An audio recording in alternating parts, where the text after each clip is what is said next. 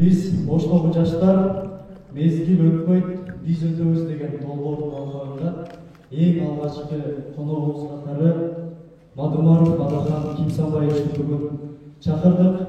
Агай дайым айтат эле, эгер жаштар болгон болсо, жаштар чакырып атса, мен барам депчи. Рахмат агайчым. Бар болуңуздар. Рахмат. Biz bilgендей Адахан Мадумаров буга чейинки бир канча чакырылыштын депутаты, коомдук ишмер, учурдагы 7-чи чакырылыштын дагы депутаты, Бүтүн Кыргызстан саясий партиясынын лидери Мадумаров Адахан Кимсанбаевич. Мадумаров агай менен жолугунун максаты биз жаштар жолугалы, саясатка байланыштырбайлы деген максатта атайын теманы ачып берүү максатында биз эң алгачкы суроону мен берейин. Агай, ушул жерде отурган жаштардын көзүнөн эмнени байкап атасыз? Же үмүтсүздүктүбү, же кайдыгерчиликтиби, же такыр эле тескерисинче эртеңки Кыргызстандын өнүккөн мамлекеттин абалын көрүп атасыздар? Рахмат. Рахмат. Биринчиден, мени тааныштырганда журналист болобу, саясатчы болобу, ким болсо дагы эч туура эмне кылбайт, коомдук ишмер дейт. Мен коомдук бир да кызматта иштеген эмесмин. Мамлекеттик саясий иштерде жүрөм. Тааныштырганда ушундай кылып жүргүлө. Коомдук ишмер деп бул профсоюзда иштесе, балары өстүргөндөр коомунда иштесе, же коен баккандар коомунда иштесең, ошондо коомдук иштер болот. Коомго кайдыгер эмес болгон иштер болсо, ошондо коомдук иштерге айланат. Бирөө айтат да, мындай, жок. Мындай тура берсин да, сен да тоспа. Режиссер болбогула жигиттер, мага мүмкүн бергиле, өзүм көздөрүм көрүп турайын, тоспогула мени.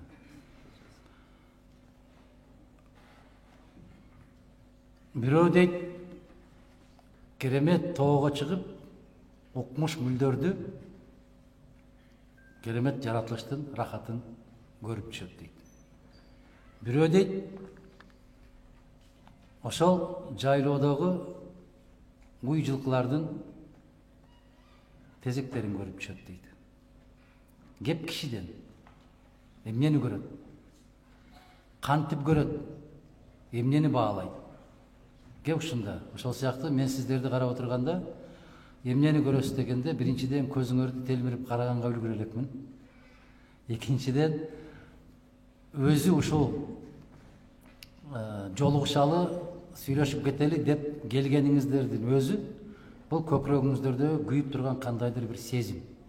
Ошол сезим адамдын көзүнө чыгат. Кайдыгер адамдын көзү дагы мындай бир бозоруп турат, андан пайда жок. Эгер кайсы бир жерге умтулуп бир нерсеге жетишебиз деп турган болсоңуздар, көзүңүздөрдөн бир жашоонун оту көрүнөт. Биринчи кезекте сиздин берген ушул сурооңузга мен айтам, келечекке умтулуудагы суроолорго жооп табабызбы деген суроо белгисин коюлуп турган көздөрдү көрүп турам мен. Ошол суроо, ар бириңиздердин көзүңүздөрдө суроо турат. Ушуну көрөм. Эми ал суроолор тилиңиздерге же кагазыңыздарга кандай чыгат, азыр жолугушуу учурунда көрөбүз. Бере бериңиздер суроолор болсо. Сиздерге барактарды таратып берет. Ошонун негизинде жазып туруп тапшырасыздар. Алып кетебиз. Рахмат. Сайпидинова. Сиздер мүмкүн болушунча, себеби бардыгыбызга ыңгайлуу болуш үчүн. Сайпидинова Санабар дейт. Ош шаарынан берип атат. Мектеп жашындагы балдардын психологиясын бузган PUBG сыяктуу оюндарды, мультфильмдерди, кинолорду жок кылууну көптөгөн ата-энелердин атынан суранам. Ушундай оюндар бар бе? PUBG деген, башка деген. Мен чын айтайын сиздерге, 20 жылдан ашып калды. Бир секундта бир телевизор андай мындай деген деп карабагандыктан ошон үчүн сиздерден артта калып калган болсом кечирим сурайм. Социалдык тармактарга болсо такыр кирбейм. Бул кинолор эле эмес, башка дагы кыргыз телесинен алып салуучу, жалпы Кыргызстандагы теле массалык маалымат каражаттарынан алып салуучу маселелер өтө көп, аябай көп. Ал социалдык тармактарда дагы тиешелүү. Мына Бишкек шаарында, Ош шаарында карап көрсөңүздөр, кээ бир дубалдарга ар кандай жазууларды жазып кетип баратат. Мен түшүнчү эмесмин башта. Мен кичинекей эң кенже балам айтат. Ата буларды билесиңби эмне дейт? Эмне десем, дарегин жазып койгон дейт. Ушул дарек менен барып буйртма алышат экен. Тамек тартышат экен да, тамек алышат экен. Мен ушулардан дагы артта калып турмун. Анан мына сиз айтып аткан нерселердин баарын жоготуу бул мамлекеттин түздөн түз милдетине кирет. Биз бул боюнча көптөгөн менин сүйлөгөн сөздөрүм бар. Мен пикириңизге кошулам. Оштогу Макаренко мектебинде 1-класстан баштап окуучулардын санын 55-60ка чейин 1-класска киргизип, окутуу процессин талаптагыдай жүргүзүшпөйт. Мектепке кабыл алуу, пара алуу менен жүргүзүлөт. 1-класста 55-60 баланын окушу 40-45 мүнөттө окуу мүнөтүнүн ичинде сабак сурап жетиштүү. Кыскасын айтканда ушул экен да, Жети Баатыр жеке ишканасындагы сүт азыктарын текшерип берсеңиздер, угушубузга караганда, угушубузча Кытайдын порошокторунан жасалат экен. Жок, кайрылган жокпуз эч кайда дейт. Кайрылсак да оң жагынан чыкпасын билебиз. Анткени тааныш билиш чоңдордун калкалоосу менен иш жүргүзүлөт. Санабар айым, эгерде ушунчалык деңгээлде ишенимден кеткен болсо, ушул мамлекетте бир өзгөрүү болобу? Эч качан болбойт. Бардык нерсе ишеним менен болуш керек. Сиз айтып аткан маселе Макаренко мектебиндеги жагдай, биз текшерип чыкканга толук мүмкүнчүлүгүбүз бар. Мына Жети Баатыр боюнча дагы сүт, каймак, кефир Кытай порошокторунан чыгат дегениңиздерди дагы текшеришке толук мүмкүнчүлүгүбүз бар. Биз муну өзгөчө көзөмөлгө алабыз. Жарайбы? Ассаламу алейкум. Казино боюнча мыйзам кабыл алынды деп жатышат. Сиздин оюңуз кандай? Казино боюнча мен азыр эле жыйында айттым. Бул өз мамлекетине, өз улутуна, өз элине душманчылык кылган гана киши бул мыйзамды кабыл албаса, дени башы соо киши, акыл эс ордунда киши мындай мыйзамды кабыл албаш керек. Өлкөдө мындай мыйзам иштебеши керек. Өлкөдө казино деген, кумаркана деген түшүнүк түп тамырынан жоюлушу керек. Андай нерсе болбош керек. Биз кече Баткен областында болдук. Ошон үчүн биринчи окууда кабыл алыныптыр. Экинчи окууда токтотуп калганга бардык күч аракетти салабыз биз. Ассаламу алейкум Адахан агай, ден соолугуңуз жакшыбы дейт. Биринчи суроо, адам канткенде адам болот. Адам өзүнүн адамдыгын сезгенде. Адамды жараткан Аллах эмне үчүн жаратты? Ушул суроого жооп бергенде. Жараткан Аллах адамды өзүнө ибадат кылыш үчүн гана, өзүнө сыйынуу үчүн гана жаратты. Башка маселеси жок. Биз жөндөн жөн эрмек үчүн эч нерсе жараткан эмеспиз дейт жараткан Аллах. Уйду да өзүнүн бир багыты менен жаратты. Эмне үчүн?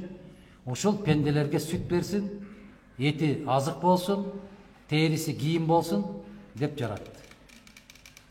Эшекти жаратканда дагы ушул пенделерге жүк ташысын, көмөк берсин, пайдасы тийсин деп жаратты. Аллах кемелерди жаратканбыз дейт, деңиздердин үстүндө калкып жүрүшүңөр үчүн дейт. Мүмкүн ошондо ой жүгүртө берсиңер, ушул ой жүгүрткөн адамга биздин кудуретибизден белгилер бар дейт. Ошол сыяктуу адам эмне үчүн жаралгандыгын сезсе, биринчи кезекте, экинчиси, адам жүрөгүнө Аллахты биринчи орунга койсо, калган нерселердин баары өзүнүн ордун табат деп айтып атат. Демек, Аллахты биринчи орунга койгон, эмне үчүн бул дүйнөгө келгенин билген киши адам болот. Адам өзүнүн адамдыгын сезет. Жанбар дагы айтат. Эмне үчүн келгендигин жанбар да билет. Экинчи суроом, мен азыр 17 жаштамын. Алдыда өсүп өнүгүүм үчүн кандай китептерди сунуштайсыз жана мага кандай кеңеш бересиз? Биринчиден, сиз аял кишисизби, жигитсизби, жазбаптырсыз? Ошого жараша сунуш берилиш керек эле. 17 жашта болсоңуз, келечекте өсүп өнүш үчүн көп китептер бар. Ким болгуңуз келет биринчи, ошону билиңиз. Ким болосуз дүйнөдө? Келечекте ким болгуңуз келет? Ошого жараша китептер болот. Ошого жараша көнүгүүлөр болот. Машыгуулар болот. Ошонун улам. Кызыгууңуз эмнеде? Мисалы, машина айдаганды жакшы көрсөңүз, мен сизге философияны айтпайм да.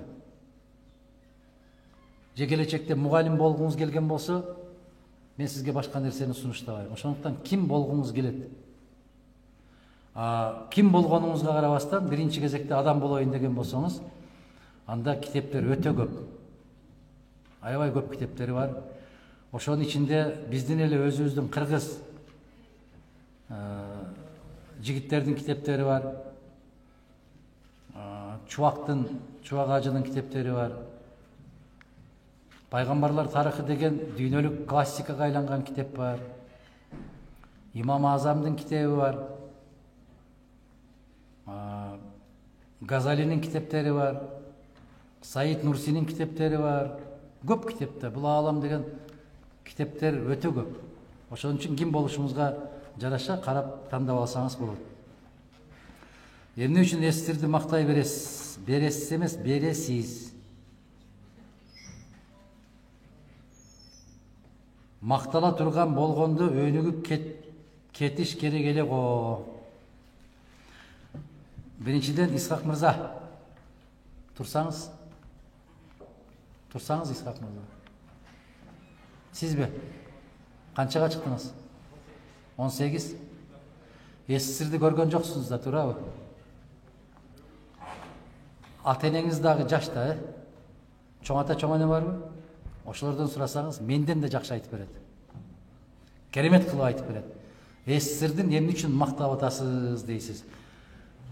Мен СССРде окудум. Мен СССРде жашадым. Мен СССРде иштедим. Менин мүмкүнчүлүгүм бар. СССР менен бүгүнкү заманды салыштырганга абдан чоң мүмкүнчүлүгүм бар. Ошол сиздин жашыңызда мен Германияда элем. Мен Советтер армиянын катарында кызмат өтөдүм. Мен могу жерден алыс эмес Куршап деген айылдан болом. Германияга кызматка бардым. Солдаттар эң эңсеген старшина, старший сержант деген наамга чейин жеттим. Мен бошотулган комсомол уюмунун катчысы болдум. Мени 2 жыл бою аябагандай катуу машыктырды, үйрөттү. Жөнөкөй сарбоз балапан болуп барсам, зыңкыйган жигит кылып тарбиялап кайра үйгө жеткирип койду.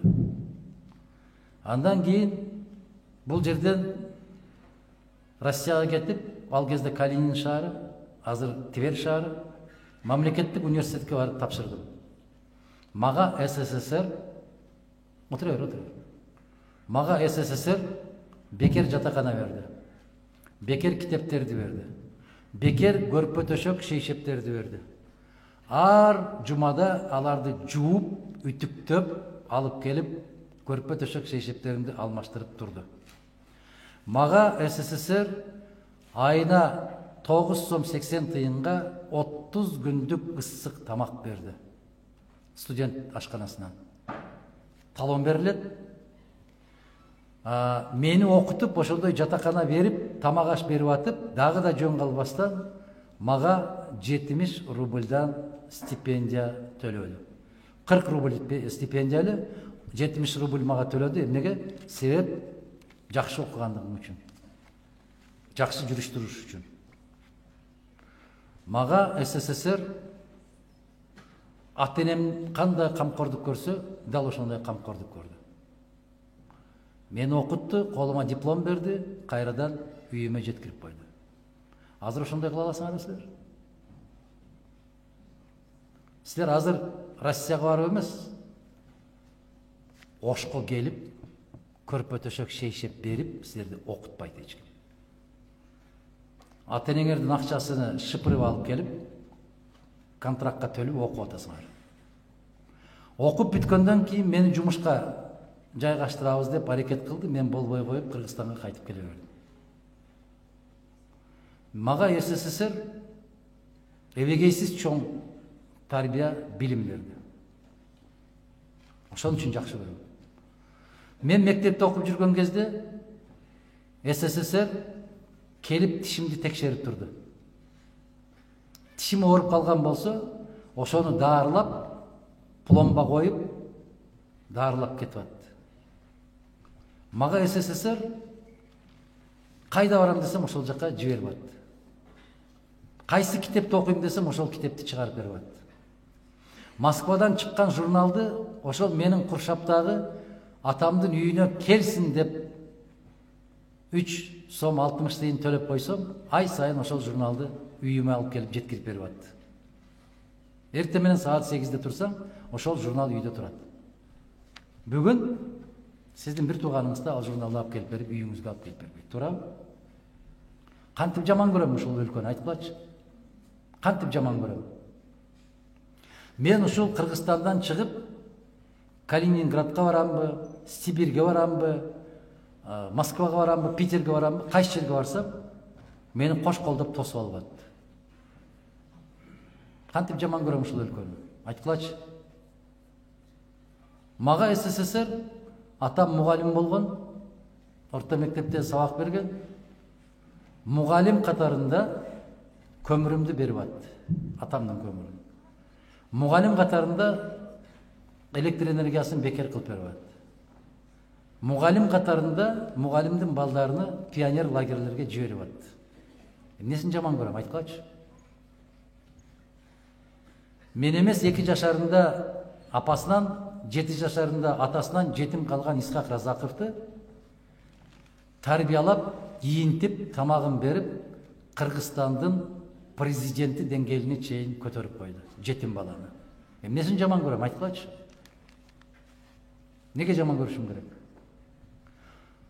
Мени СССР мага бир проблема болуп калса, маселе жаралса, жүгүрүп барып милицияга айтсам, ошол милиционер менин маселемди чечип берет эле. Неге жаман көрөм муну, айткылачы. Бүгүн милицияга баргандан качып жүрөсүңөр коркуп. Ал кезде милицияга көмөк сурап барат элекпиз. Мен Москвада турган, көчөдө турган милиционерге барып, мен Москвага биринчи жолу келдим.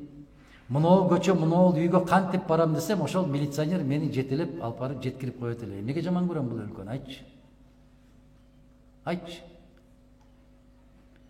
Азыр момундай болгон кичинекей камактарды билесиңер, ошондой камакка барып, аныктама чек ушундай түйүнү деп коет эле, барып туруп, баланчы түкүнчүнү издеп жүрөм, ушунун дареги кайсы жерде экен, айтчы десем, ошол момчончу көчөдө, момундай үйдө, момчончу квартирада. Кааласаңыз телефонун берейин деп мага таап берет эле. Мени тааныбаган эле кыздар, балдар. Эмнеге жаман көрөм муну сиздерди, айтчы. Түшүндүңөрбү? Эмне үчүн жакшы көрөм? Мен бүгүн ушул жыргал деп аткан замандан 80-нчи жылга СССРге кайтасыңбы десе, 1 секундта ойлонбой туруп, мен СССРге кайтам деп айтам. Мен барам ошол СССРге. Себеп балдар бал эле, кыздар кыз эле, аял киши аялдай, аксакал аксакалдай, ымыркайлар ымыркайдай эле. Сулуу эле. Мына ошто, мына жер Космос кинотеатры эле. Ошол Космос кинотеатрына биз могу жерден пахта терет элек, анча-мынча шоктук кылып качып келип киного кирет элек. Неси жаман? Биз айылда арыктан суу агып атса, жата калып ошол арыктан суу ичет элек, эч ким ойлобойт эле, ооруп калам деп. Эч ким ойлобойт эле, арыктын башындагы киши тоого өлүп калса, мышык өлүп калса, сууга ыргыт кирбеди бекен деп эч ким ойлобойт эле. Мына ошол жерде газ вода деп койгон аппарат турат эле, машина, ушундай темирде. 200 граммдык стакан турат эле. Ошол стакандан 100 000 киши суу ичет эле. Ошол стаканды эч ким чөнтөгүнө салып кетип калбайт эле. Ошол стакандан суу ичсең, сенден кийинки турган киши келип, бир басып чайкап жиберип, ошодон суу ичет эле. Бирөө ошонун оорусу жугуп калат деп коркпойт эле. 100 000 киши шаардыктардын баары ичет эле. Жаман бекен? Азыр атаңар тамак жеп аткан кашык менен силерге берип койсо, жийиркенесиңер, жебейсиңер. Барып жууп келип, арчып, анан жейсиңер ошо атаңардын кашыгы менен. Калппы? Түшүндүрө алдымбы? Адам эле.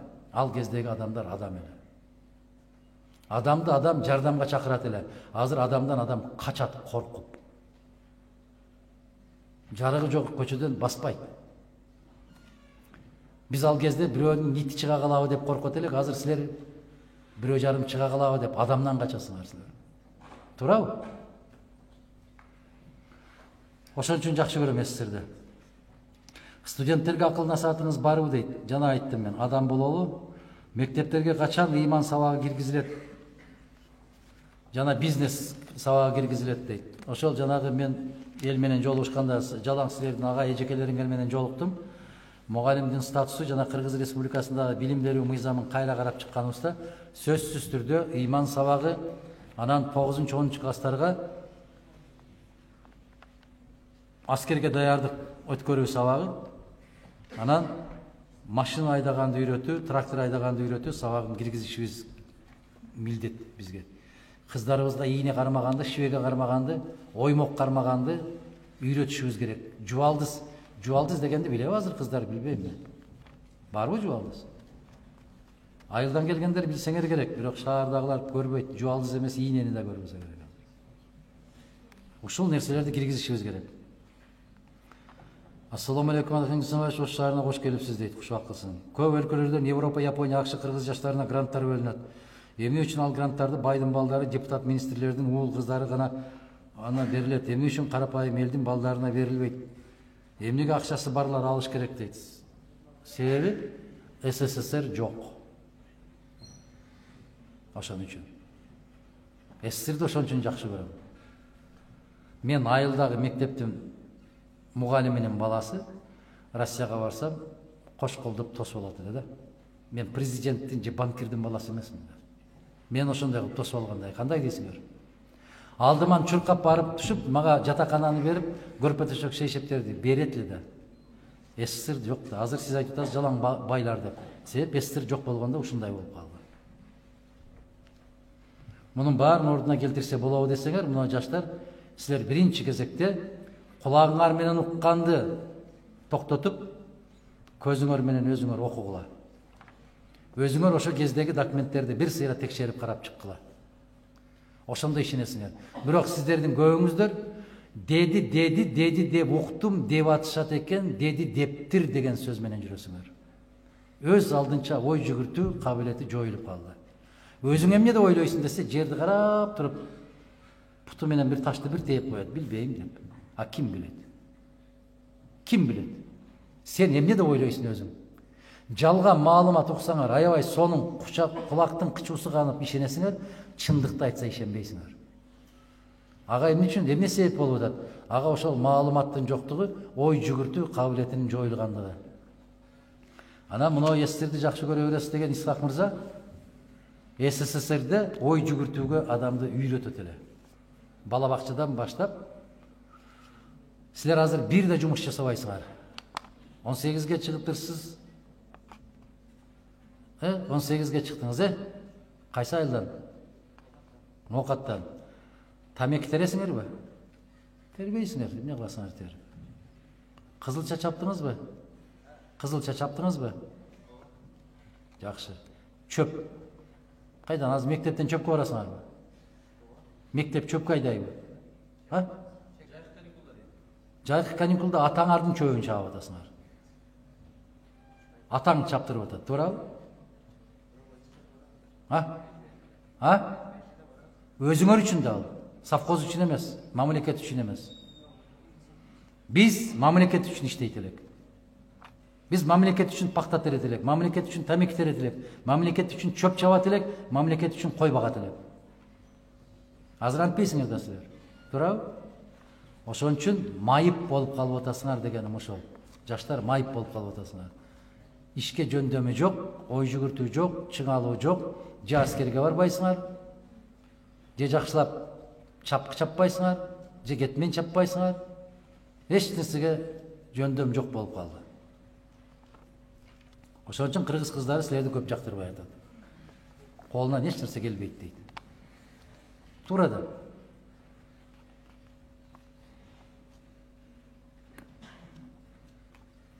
Ош шаарына кош келдиңиз дейт. Мугалимдер жөнүндө жакшы талкуу болду. Түз эфирден көрүп отурдум. Айтар сөзүм, мектеп бала бакчадан акча чогултуу социалдык кыйынчылыкка такап койду. Ушул маселени ЖКда көтөрсөңүз. Көтөрсөм эле чечилип калабы ушул маселе?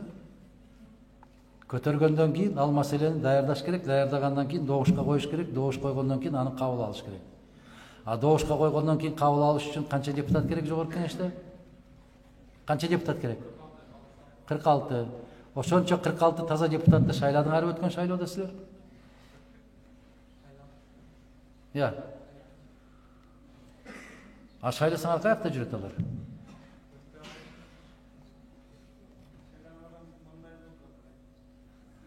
Куттуу болсун. Мага көбү ушундай деп жазат. Бул жалган дүйнөдөгү эң чоң сыйлыктардын бири ушул да.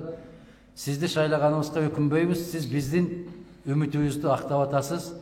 Эми дейт, бекем болуң деп коюшат да. Бекем туруң дейт. Мен ушу кайра артка кайтып берем деген чочуп калган да баары. Ошол сыяктуу сиздер айтып аткан маселенин баарын чечиш үчүн эң аз дегенде 46 таза депутат барыш керек. Добушка койгондо Мадумаров жалгыз калбаш керек. Бул маселелерди көтөрө беребиз. Ушул максат менен жашап атабыз. Ош шаарында жамгыр жааса эле суу токтой берет. Кезинде гранттар бөлүнүп, суу резервуарлар салынган эле, баягы эле адам бойдон суу токтойт, адат бойдон. Жетекчилерди тиешелүү органдарга мени почтальон кылып атсыңар да, жетекчиге ушуну жеткирип коюңуз дегендей кылып, тиешелүү органдарга деп. Макул. Бул Ош шаардык кеңештин депутаттарынын иши. Ошол шаардык кеңештин депутаттары ушул маселелерди караш керек. Шаардык кеңешке мына жаш жигиттерди, өзүңөрдүн тең туштарыңарды койдук да биз. Жаш жигиттерди, кыздарды койдук, туурабы? Канча жигиттерди, кыздарды койдук. Бирок шаардын эли биз кир суу ичсек дагы шорпо бергендерди шайлайбыз деп ошолорду шайлап койдуңар.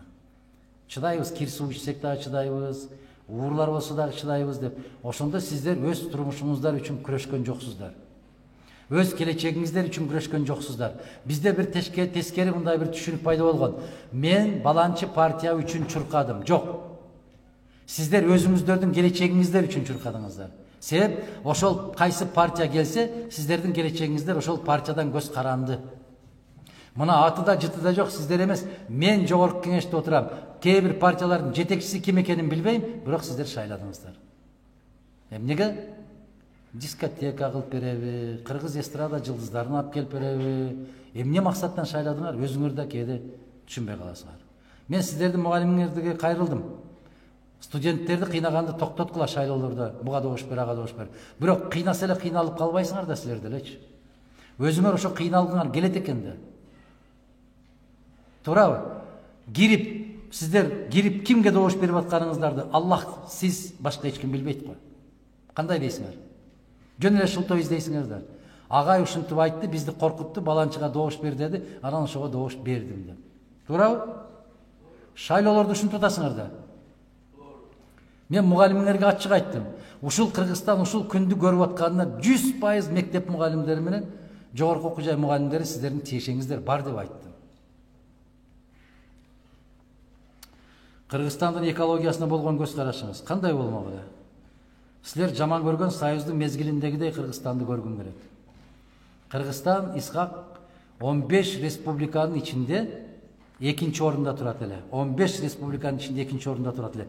Тазалыгы, бак дарактары, жашылдандыруу жагынан. Азыр Кыргызстан эң акыркы орунда турат. Яша демократия деген заманыңарда ушундай деңгээлге түштүк. Мен СССРге кетким келет. Мен СССРдин кишиси болгум келет.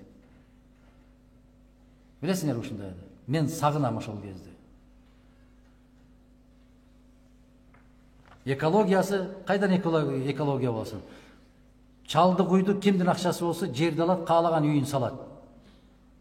Ал жерден шамал жүрүп аткан жерби, же таза суу чыгып аткан жерби, кандай экенине карабайт. Жактыбы, жакты ошол жерди алат дагы үйдү салат.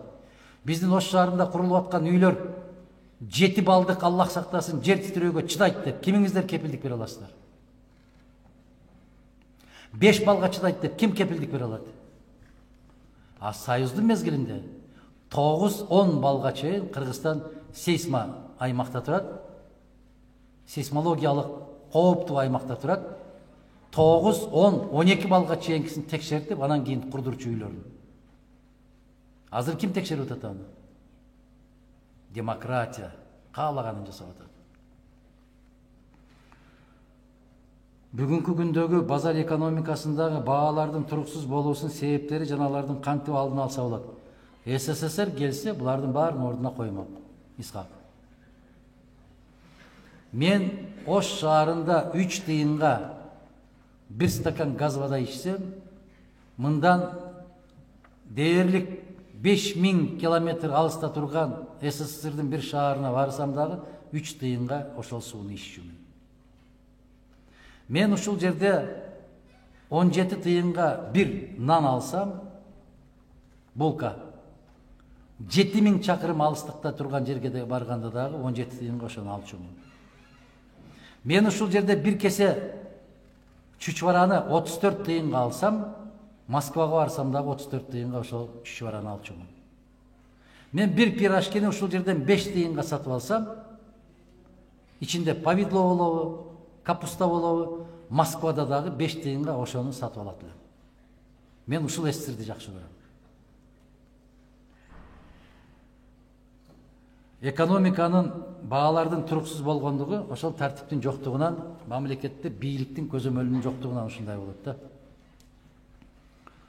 ЛГБТга көз каршы мыйзам долбоорун кабыл алганга сиздин оюңузча Конституция жол береби? Конституциядан дагы ыйык биздин кыргыз деген улуттук каада салтыбыз бар. Конституциядан да бийик. Конституция 10 жолу өзгөрдү. 10 жолу өзгөрдү. Биздин каада салт, Аллах иман берсе, инсап берсе, Исрафил алейхиссалам кыямат кернейин чалганга чейин турат иншалла. Бул биздин өзүбүздөн көз каранды. Бул маселени көтөрүүнүн өзү уят. Буга каршы мыйзам эмес, мамлекет буга каршы күрөш кылыш керек. Мыйзамы жок эле күрөшүш керек буга. Исламбек деген мырза берет. Ассаламу алейкум дейт, урматтуу Исламбек. Менин сунушум жана суранычым бар. Кыргызстандагы ТВлар, телеканалдар өтө эркин болуп кеткен. Ачыгын айтканда уят, порнографиялык, маданиятсыз, ыплас кино, фильмдерди коет. Ошолорду тыйып койсо болбойбу? Катуу тартип сактаган мыйзам иштеп чыксаңыздар дейт. Мисалы, кандай фильмдерди коюп атат, мен карабайм. Силер деле карабай койгула. Силерди эч ким кыйнап көрсөтпөйт. Караба. Мына мен ушул сүйлөп аткандарымды бир блогерлер могу жерде деле 3-4 тартып отурасың, мүмкүн чыгарып атасың. Анан ошону көрүп алып, баягы деканцалар чыгат. Сүйлөй берет, анта берет. Караба мени, караба, укпа. Кускун келип атса караба да. Сен менин артымдан тынбай карайсың эмне үчүн? Себеп мен айтып аткан сөзүм сага кызык болуп атат да. Ошол сыяктуу порнографиялык кинолорду карабай кой. Ошол каналдарды үйүңөн чыгарып кой, каналдардан. Ушундай да. Мына көчөнү карагыла, эмне көп, арак көп, эмне көп, тамеки көп. Бүт сатып аткандар ошо. Аны бирөө силерди барып ошону сатып алып иштеп кыйнап аткан жок да. Албай кой. Өзүнөн өзү банкрот болуп жок болот. Бардык эле нерсеге мыйзамдын кажети жок туугандар. Адамдын өзүнөн көз каранды. Өзбекстанда өтө катуу тартип бар. Бул маселе боюнча почерким өтө куник болуп кетти, кечирим сурайм дейт. Ислам. Почеркин куник болбош үчүн күндө жок дегенде бир барак жазыш керек. Эмне жазаарыңды билбесең, бир китепти алып ал дагы ошол китептин эмне деп жазылса ошону көчүрүп жаза бер. Жаза бер. Ошол машыгуу болот. Мен ушундай деп жооп берем. Ошо кинолорду карабагыла. Баягы маанисиз артисттер чыгат го, ошол артисттерге концертине билет алып кирбей койсоңор эле болду го, концертке келбейт го. Ошол сыяктуу эле кинону карабай койгула, бүттү. Ниязбеков Адыл деген мырза берет. Урматтуу акайым дейт, сиз студенттик күндөрүңүз, мөөнөтүңүз айрыкча 20-25 жашыңыз кандай өткөргөнсүз, адам баласы максаттарына жетүү үчүн кандай аракеттерди жасашыбыз керек? Экинчи суроом, лидер болуш үчүн кандай адам болуш керек? Жана чөйрөнү кантип тандаш керек? Чөйрөгө маани берүү зарылбы дейт. Студенттик күндөрдү кандай өткөрдүк биз? Студенттик күндөрдө мен айтсам сиздерге жомок болушу мүмкүн, бирок Токтосун Барманов деген дагы бир мыкты азаматыбыз бар. Ал өзүнүн эскерүүсүндө көп айтып атат, кээ бир жерлерде жазып коет экен, ал дагы чыгат экен ошо Facebook дегенге.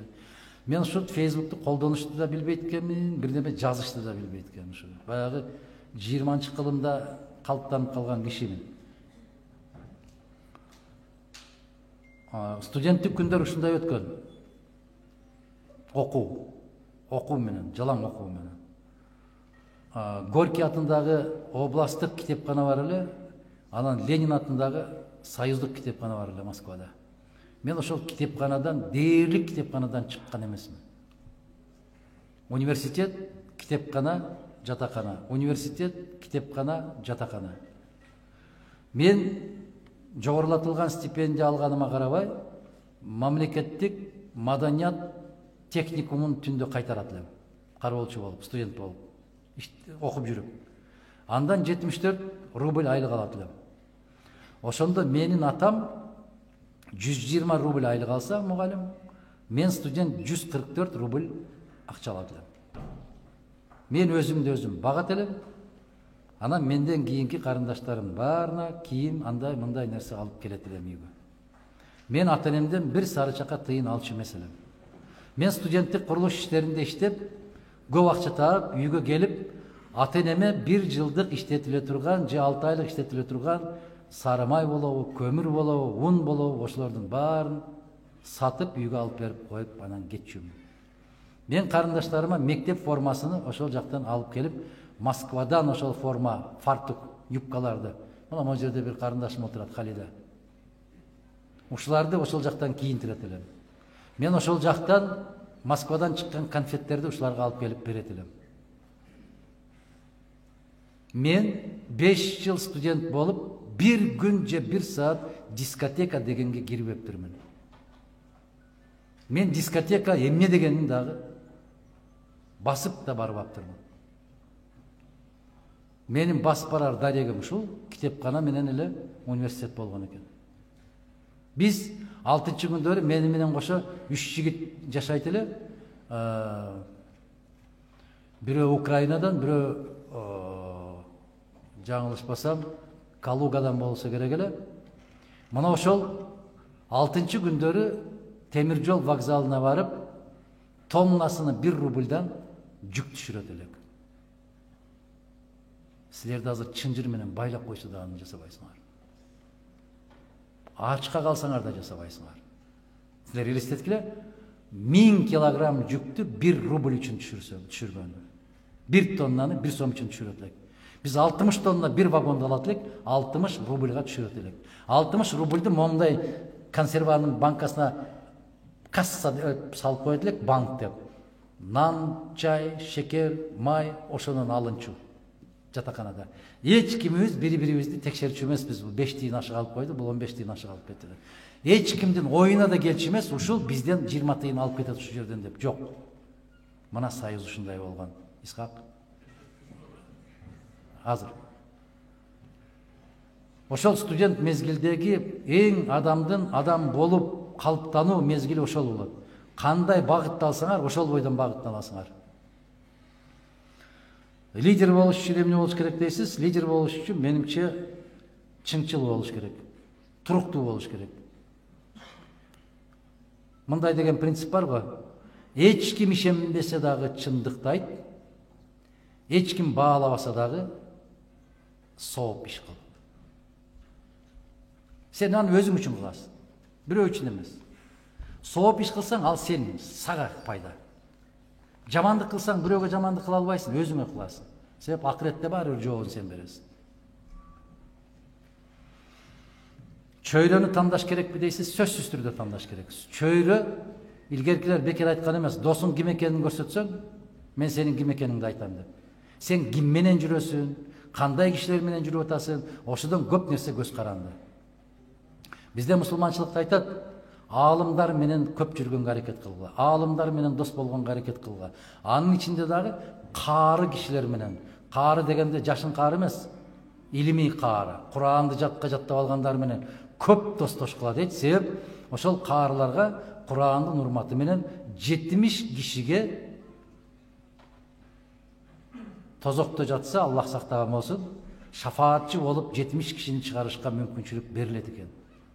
Ошондо сен эң жакын кишиң ошо киши болуп калган болсо, иншалла ошондой болсун. Ойгонгондо бул дүйнөдө кимди жакшы көрүп, ким менен жүргөн болсоң, ошону менен кошо ойгоносуң дейт. Акыретте. Арак ичкен, тамеки тарткан, бузукулук, баягы Исхак сен айтып аткан жанагы кинолорду көрүп аткандар менен жүрсөңөр, анда ошо кинолор менен жүрөсүңөр. Аалымдар менен жүрсөңөр, аалым болосуңар. Таза инсан менен жүрсөңөр, таза болосуңар. Ушул чөйрөнү сөзсүз караш керек. Мааниси өтө чоң. Себеп адам алсыз жаралган, адам сабырсыз жаралган. Адамды шайтан тынымсыз азгырып турат. А шайтан деген бул жалгыз эле көзгө көрүнгөн шайтандар бар, адам шайтандар бар. Бекер турбай, сен азгырып турат ушу. Тарта берсең, тартып көрсөң, тамекини.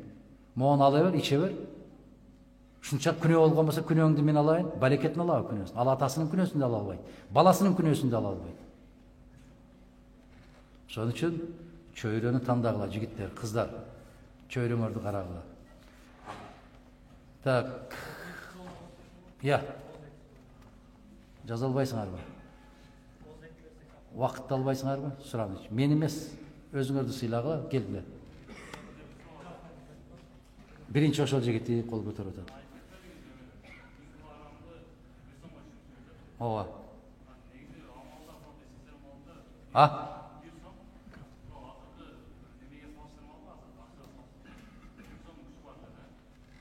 Канча? Жок. Жок. 1000 сомдук эмес, 68 сомдук күчү бар эле. Бүгүнкү 68 сомдук күчү бар эле. 1 сомго биз 10 нан алат элек. Силер жеп жүргөн. Не деп коесуңар? Навайнан деп коесуңар. 1 сомго 10 алат элек. Азыр 10 навайнанды канча кыласыңар? Силер эми Куда келгенде патырды айтпагыла да. Шапалактай болуп сатып аткан нанды айтып атам көчөдө. Анда 150 сомдук күчү бар экен. 1 сомдук. Ошол кездеки. 1 сомго кефирди биз 28 тыйындан алсак, 4 кефир алат экенбиз. Жарым литрлик. Азыр канча кефир? Ошондой. Макул. Ким деп аткан суроо? Кел. Саламатсызбы? Салам. Өзүңүз мен биринчи суроо тил маселеси. Тил маселесинде азыр көпчүлүк жеке менчик мектептерде же болбосо биз Орусияда мигранттар жүрүп кыйналып келип атат. Орус балдарыбызды орус мектепке көбүрөөк берип атабыз. кыргыз тили азыр башкаларга чыксаң же болбосо эки көп кабаттуу имараттардын ортосуна барсаң азыркы жаштар бүт эле орусча же кыргызча ой түшүндүрө албайт. Ушул жөнүндө бир мыйзам чыгарасыздарбы же кандай сунуш? Анан экинчи маселеси өзүбүз Шокур шаарына катталбайбыз, бирок университетке келген үчүн күндө жол тыгындыгына пайда болобуз. Эмне пайда болобуз? Жол тыгындыгына күбө болобуз. Көп кеч калабыз башка. Эми бул ушул логистик эле нерсе да, жол тыгындыгын чечип коюшчу. Мисалы, аркадан кирип келгенде жол бар, ушул жерде 3 катар унаалар жатат. Ал жерге 2 катар унаалар айдайт, анан кичи автобустар аябай аргон алып, акыркы линияга чыгып кайра ким болуп турса токтой берет да. Ушуга бир жолдун чекесине эле линия сызып, ушул жактан кичи автобустар чыкпасын, кирбесин башка унаалар деп. Шаарда көпчүлүк жерлерде алмаштырган бир тараптуу жолдор. Шаардын ичинин көпчүлүгүн ушундай кылып койсо, менимче жол тыгындыгы бир топ болсо да азайат. Экинчиси болсо, бул сиз айтып атпайсызбы? Аскерге чейинки сабак качыды сабагын өткөзгөн, биз да бир аз окуп калдык. Азыр көпчүлүк мектептерге барбастап, көпчүлүк окуучулар ачыды сабагын жөнүндө түшүнүк жок. Эмне сабак? Аскерге чейинки даярдык. Менин сунушум, эгер сиз эми көпчүлүк адамдар көрүп жүрөсүз, телеканалдарда маселе бар. Эгер сиз мүмкүн болсо, бул долбоорду дагы күндөтүүгө менин аябай чоң идеям бар. Анан айтам, азыр бул жерде көпчүлүк жаштар айтып атат, эмне кылыш керек, кандай кылыш керек, лидер болуш үчүн эмне кылыш керек. Анан сиздин өзүңүздүн жеке жашооңузда көбүрөөк токтолсак, Кытайлардын бир жакшы жери бар экен. Өткөндү эмес, келечекти көбүрөөк сүйлөшөт экен. Келечекте Кыргызстанга биз жаштар эмне салым кошобуз, кантип ушул маселени чече алабыз, ушул жөнүндө көбүрөөк сүйлөшсөк жакшы болот. Себеби улумдарга караганда жаштар силер көп технология билесиңер, башканы билесиңер, ушул жөнүндө сунуш берсеңер, ага айтып атпайбы. Мурунку замандын адамы болуп калдым, ушуга жакшы сунуш берсеңер, может ага билбегенди биз билет, сунуш берсеңер жакшы болот. Анан дагы бир нерсе, мугалимдер аябай зал менен толуп отурдула. Биз бир аз отурабыз. Бул да биздин жаштардын кемчилиги да кайта келебиз. Досторлорду, башкаларга алып келсек да жакшы болот.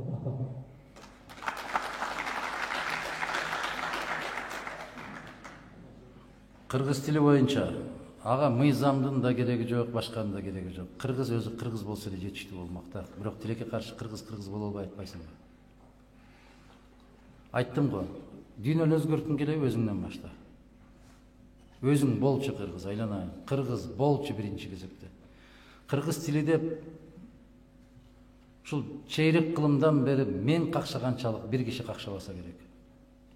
Кыргыз тили деп какшагандан какшабай эле келатам. Кезинде мен ушул улутчул деп жаман көрүп жазгандар да ошо кыргыз гезиттери болду да. Жок. Ошол улутчул деп жазгандар терең жаңылышат. Мен бардык улутту сүйөм. Эмне үчүн? Аллахтын буйругу ушул. Биз силерди ар кандай кылып жараттык дейт, бири-бириңерди таанып, сый урматта болушуңар үчүн дейт. Сен ал жака барганда, акыретке барганда кыргызсыңбы деп сурабайт. Сен өзбөксүңбү, тажиксиңби деп сурабайт. Кимсиң дейт. Китебиң ким дейт, китебиң эмне дейт, пайгамбарың ким дейт, диниң кайсы дейт. Бүттү. Бул куру намыстык, бул жалган дүйнөнүн намысчылдыгы гана. Эгерде кайсы бир улут башка бир улутту өзүнөн төмөн сезген болсо, бул Аллахка жек көрүнгөн инсан болот. Кыргыз тили кыргызга гана керек. Сен кыргыз бол, мен кыргыз болоюн, Исхак Разаков айткандай, кошунан кыргыз болсун, ошондо эле кыргыз тили пайда болот. Жок, ал мыйзам менен кармалбайт. Ким тыюу салат силерди кыргызча сүйлөгөнгө? Ким силерди кыйнап атат башка тилде сүйлөгөнгө? Өзүңөр. Анан жалаң орусча сүйлөйт дедин, жигит орусча да сүйлөй албайт. Вот это вот, короче говоря, если что, давай. Башка не деген тилди билесиңер, айткылачы. Өткөндө бирөө изилдөө жүргүзүптүр. Кыргыз жаштары бүгүн сөз байлыктары канчалык болду экен деп иликтөө жүргүзсө, силер бир күндө 50-60 гана сөздүн тегерегинде жүрө берет экенсиңер. Да ты чё деп коем. Прикинь.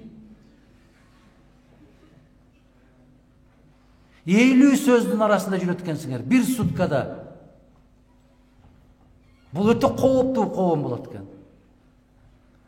Мындай жеткиликтүү, маданияттуу, сабаттуу коомдо bir insan gününe жок дегенде 500-кө чейинки сөз колдонуш керек экен. Демек биз ошол нормадан 10 эсе төмөн экенбиз биз.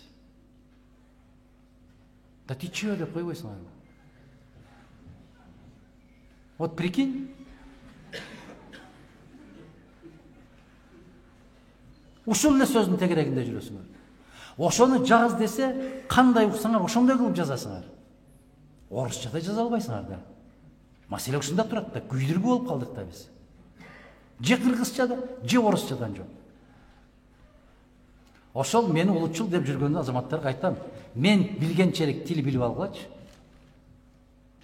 Мен сүйгөнчөлүк сүйүп алгачы ошол тилдерди. Кайсы тилде сүйлөсөм, мен ошол тилде эркин сүйлөйм мен. Жаратканга чексиз шүгүр келтирем мен.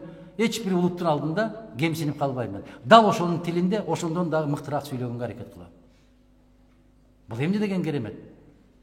Мыкты го ошол тилди билгени. Ошондуктан кыргыз тилин биздин кыргыздар өзү гана көтөрбөсө, башка эч ким көтөрбөйт. Келиңиздер, пап, мам дегендерди токтотолу. Мам деп коесуңарбы, келиштирип. Кыргызстан оғондоруна телефон чалышат. Подружкамдын 18 жылдыгы менен 18 жашка чыгып атат. Ал курбу деген сөздү айтсаң бирдеме болосуңбу? Неге айтпайсыңар ушуну? Мамдын дейт. Мамдын.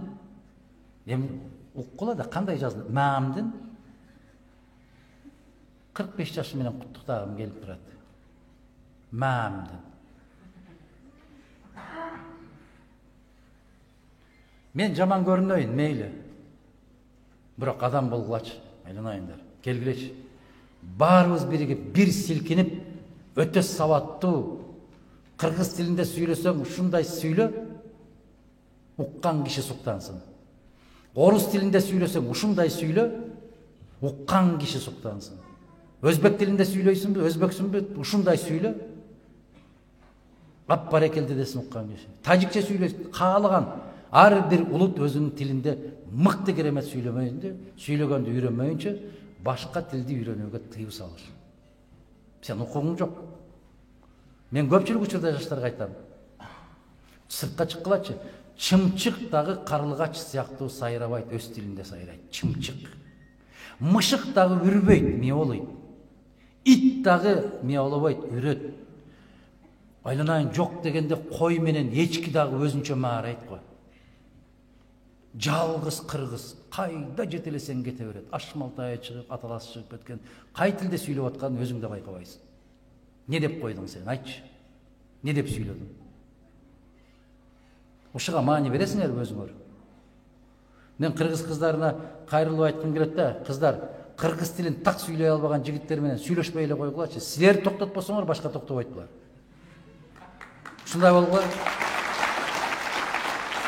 Биз түндө Баткен областынан келдик дагы саат 12-лерге жакын Жаннат деген конок үйүнө келдик. Мен биринчи жолу келип атам. Кыргызча сүйлөп атат. Аделя деген орус кыз бар экен. Каттоодо турат экен. Саламатсызбы, кош келдиңиздер деп келип, сиздер буйртма бердиңер беле деп. Карасам орустун кызы экен. Укмуш сүйлөп атат кыргызчаны. Ушунчалык ыраазы болдум. Эрте менен түшүп келатсам, здравствуйте деп кыргыз кыз турат. Мен ошол жердеги жетекчисине айттым. Эмне болдуңар силер дедим. Кечээ орус кыз мени тосуп алды, кош келдиңиз деп. Бүгүн кыргыз кыз мени тосуп алып атат, здравствуйте деп. Не болдуңар? Мен ошол кызга билгенде айтып турмун, ошол Аделяга. 1000 жолу таазим кылам, рахмат айтам ошол кызга. Колумдан келишинче ошол кызды урматтайм. Ошол кызга айттым, мына кыргыздарды үйлөтчү кыргызча.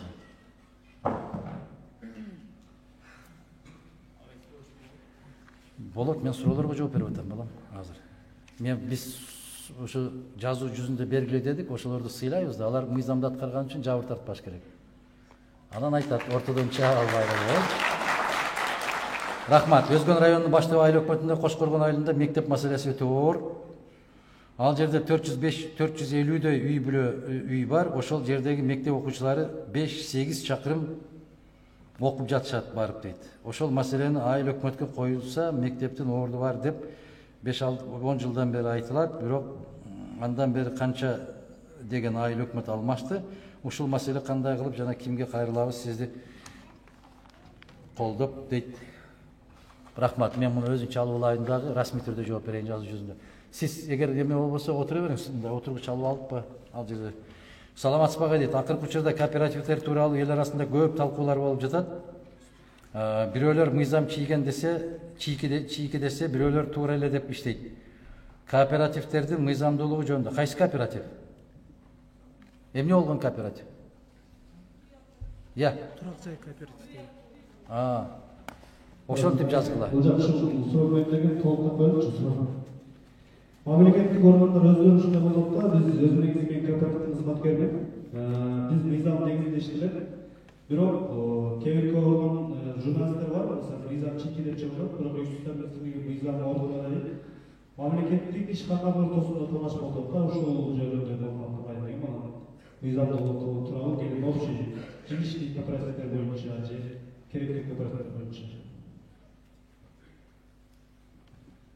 Ушул боюнча Баткенде дагы көп маселе көтөрүлдү. Ихсан деген ушундай бир кооператив түзүлгөн экен. Биз ал документтерди алып алдык. Расмий түрдө бардык жоопторду беребиз. Анан бул кооперативдер жөнүндөгү маалыматыбыз жок экен. Ошондой болуп калса, биз толугу менен беребиз. Саламатсызбы дейт, сиз үчүн улуулук же атактуулук маанилүүбү дейт. Мааниси жок алардын. Атактуулуктун дагы, улуулуктун дагы эч түк мааниси жок. Бактылуулук маанилүү. Бактылуу ким болот? Качан жүрөгү менен акылы бирдей иш жасаса, экөөнүн ою бир жерден чыкса, ошол адам бактылуу болот. Эгерде жүрөгү каалаганды акылы токтотсо, же акылы каалаганды жүрөгү токтотуп турса, бул жеткен бактысыздык. Бактылуулукту ар ким ар кандай түшүнөт, анын формуласы бирөө гана. Ушул дүйнөгө келгениңди билсең, акыретте жоопкерчилигиңди сезсең, жасап аткан иштериңдин бүтүндөй баары акыретке жардамчы болорун билсең, ушул бир дагы ишиң акыретте сага зыян келтирбесин билсең, ошонун өзү бактылуу. Калган нерсенин баары убактылуу. Бүтүндөй баары убактылуу. Ээлеп турган кызматың дагы убактылуу. Чөнтөгүңдөгү акчаң дагы убактылуу. Кучакташып күндө ушул ажыраша албаган досуң дагы убактылуу. Баары убактылуу. Алакандай кезинен тарбиялап өстүргөн ата-энең дагы убактылуу. Сенсиз жашай албайм деп алдап жүргөн жубайың дагы убактылуу. Сен өстүрүп аткан балдарың дагы убактылуу. Алар сенден көз каранды, эртең канатың кагып учуп кеткенден кийин сен өзүң каласың, ал дагы убактылуу. Түбөлүк бир гана нерсе, ал акыреттеги жашоо. Мына дүйнөдөгү ар бир күн, ар бир саат акырет үчүн жашалыш керек. Ошонун өзү атактуулукту дагы жараткан Аллах айтат, ушундай күндөр келгенде биз айтабыз, сурайбыз. Кана дүнүйө мен бар үчүн турат деген падышалар кана дейт. Кана мен Кудаймын деген Намрут кайда? Кана фараондор кайда? Эч кимиси эч кимге жардам эмес, өзүнө да жардам тийбей калат дейт. Падышалар да өтөт.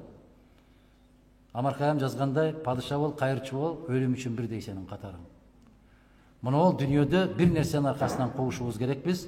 Артымдагы жасап аткан ушул калган нерсенин бардыгы акыретиме зыяны тийбесе экен деген коркунуч сезим менен жашасак, ошол атактуулуктун өзү ушул болот.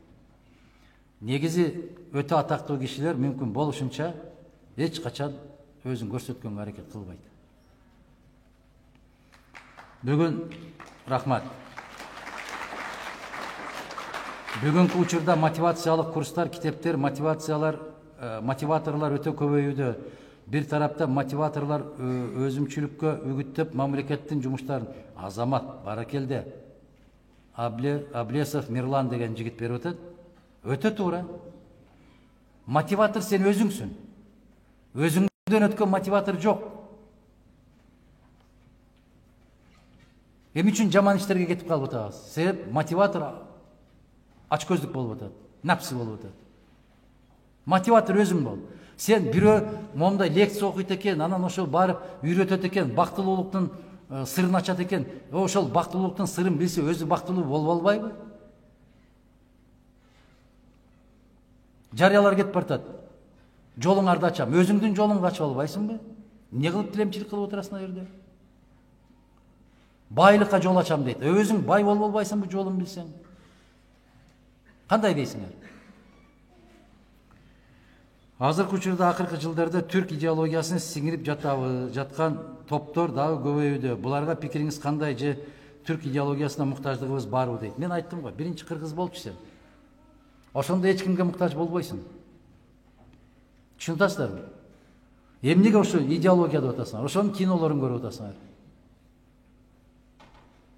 Биз кыргыз студенттерден сурадык, улуттук университеттеги студенттерден. Булар ким деп эч ким билбейт. Хүрем ким десең айтып берет. Мехримакты дагы билет. Баарын билишет. Мына ушул идеология деген ушул мамлекет көзөмөлгө алыш керек деп атасыңар. Мамлекет эмес, ар бир инсан өзүн өзү көзөмөлгө алса болот. Кыргыздын залкарлары жөнүндө китептер жокпу? Барго, окубайсызбы? Окубайбызбы? Айткылачы ачык эле. Агай кош келиптирсе, сиздердин командага кантип кошулсак болот дейт. Кандай критерийдин негизинде кабыл аласыздар? О, жигиттер отурат. Келгиле, кабарлашкыла, кошулгула. Бизде бир гана критерий. Келечекке умтуласыңбы, кайдыгер эмессиңби? Өз тагдырыңды өзүң жасаганга макулсуңбу? Бүттү, кел. Ош шаарына дейт кош келипсе, сизге чындын соолук, ийгилик, үй бүлөлүк тынчтык каалайм. Мен суроом. Өзүңүз жакшы билгендей, электр энергиясы, Кыргызстан электр энергиясы жылдан бери көп маселелер бар. Бири Так. Азыркы учурда технологиянын өнүгүшүнө байланыштуу кээ бир өлкөлөр электр жылуулук энергияларын шамалдан жана күндөн алышат. Кудайга шүгүр, Кыргызстанда күн өстү, экологиялык көйгөйлөрдү чечмек. Чоң рахмат. Айнуру дейт. Абдан туура айтып берсиз. Айта берген менен халба десең, оозда таттуу болбойт дегенден биз экөөбүз бири-бирибизди арманыбызга айта берет экенбиз көп. Ушул маселени жетер жерге жеткенден кийин Кудай кааласа карайбыз. Акжолбек уулу, Кыргызстанда 18-ге чыккан эр азаматтар армияга милдеттүү түрдө баруу боюнча мыйзамды кабыл алып коюңуздарчы. Кандай гана учур болбосун, жигит эр жүрөктүүлүгүн көргөзүш керек. Рахмат дейт. 18-ге чыккандардын баарын аскерге алганда ошончо адамды бага турган кыргыз аскер барбы? Ошончо аскердин баардыгын жаткыра турган казарма барбы? Баары бири-бирине байланышкан жигиттер, ошон үчүн ала албайт. Бирок айтып аткан маселеңиз өтө туура. Башка бир жагдайларын карашыңыз керек. Окуу жайдагы контракттын абалын карап берсеңиз, жылдан жылга кымбаттап барат. Былтыры 18.500 болсо, быйыл 21.500 төлөдүк. Жамшитбек кызы Айсулуу дейт. Жана мугалимдер менен болгон жолугушууну көрсөңүздөр, биздин программаны айтып бердик, ошонун ичинде бар, кайталабайын, убакыт аябай тар болуп атат. Мен сизди аябай сыйлайм, суроом жок, үй бүлөңүз менен тынч аман болуңуз. Менин атам жалаң гана сиздин видеолоруңузду көрөт. Үй бүлөбүз менен колдойбуз сизди дейт. Токтосун кызы Кутбүбү дейт. Кутбүбү айым ыраазычылык билдирем. Ошол атаңыз карап аткан видеолордун баарын карасаңыз, сизге дагы жакшы болот, Кудай кааласа. Пайдалуу болот. Рахмат. Атаңызга салам айтыңыз. Айлыктардын чукул көтөрүлүп кетишине кандай баа бересиз? Канча туруктуу жана туруктуу бойдон калабы? Бүгүнкү күндө кыргыз элинин баалуулуктары кандай абалда дейт? Мизамов Жоомарт. Баалуулуктар боюнча мен айттым. СССРге кайткым келет деп. Исхак мырза менен талашты эле. Менимче макул болду окшойт Исхак. Айлыктардын чукул көтөрүлүп кеткендиги менден жакшы билип турасыз эмнеге көтөрүлүп кеткендигин. Бизде эки учурда көтөрүлөт да. Бирөө шайлоонун алдында көтөрүлөт, бирөө кичине бир сүт көтөрүлүп баратканда капкак тача коюшубуз керек да, кичине эптеп дегенде. Мына ошондой учурларда көтөрүлөт. Менин суроом, келечек жаштардын колунда деп атышат, бирок жаштардын билим деңгээли өтө төмөн. Ушунун алдын ала турган жогорку жактан чаралар көрүлүп жатабы? Актилек Кутманов дейт. Кутманалиев дейт. Актилек мырза, 100% сиздин оюңузга кошулам. 100%.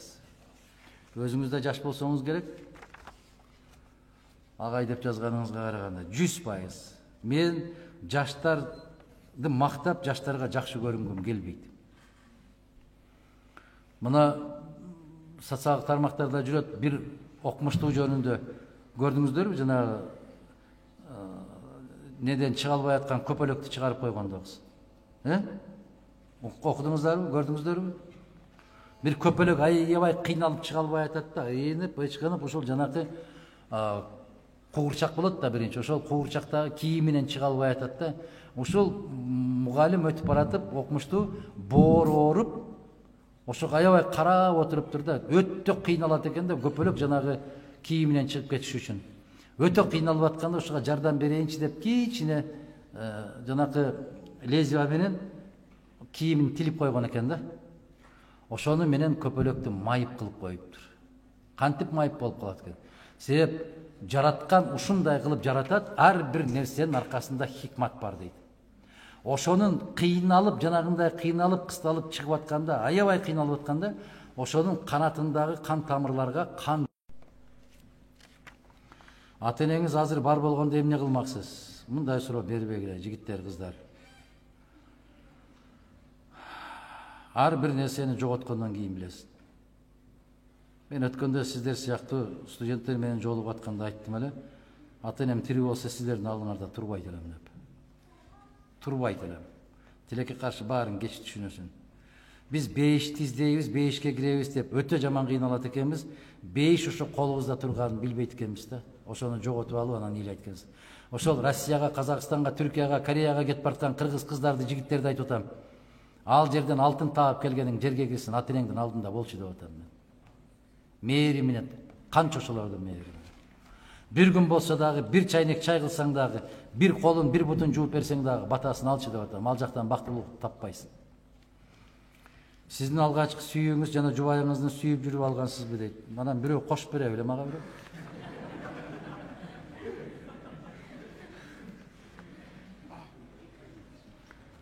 Тайырбеков Тилек Мирланович дейт, 19 жаш. Батыш тараптан бузуку түшүнүктөрү менен кантип күрөшсөк болот? Кыргыз болсоң эле алар жолобой калат. Саламатсызбы суроо. Учурда университетти таштап жөнөкөй гана курулушта жөнөкөй курстарды тапшырып жаткан адамдар аябай көбөйдү. Алардын айтымында университет бизге бир гана диплом берет, 4-5 жыл убакытты бекер кетиребиз, университетке таштап курстарга окуп батыраак өнүккөн жакшы дейт. Сиздин көз карашыңыз кандай? Ошондо университеттин деңгээли төмөн дегенди түшүндүрөбү? Алдын ала рахмат, чөйрөдөгү адамдар менен талкуу болгон дейт. Талкуу болсо, мен сиздерге айтып коеюн, билим, илим эч качан артыкбаштык кылбайт. Эгер толук кандуу ала алсак, оку деп биринчи ушул мусулмандарга Жабраил алейхиссаламдын буйругу ушул оку деген.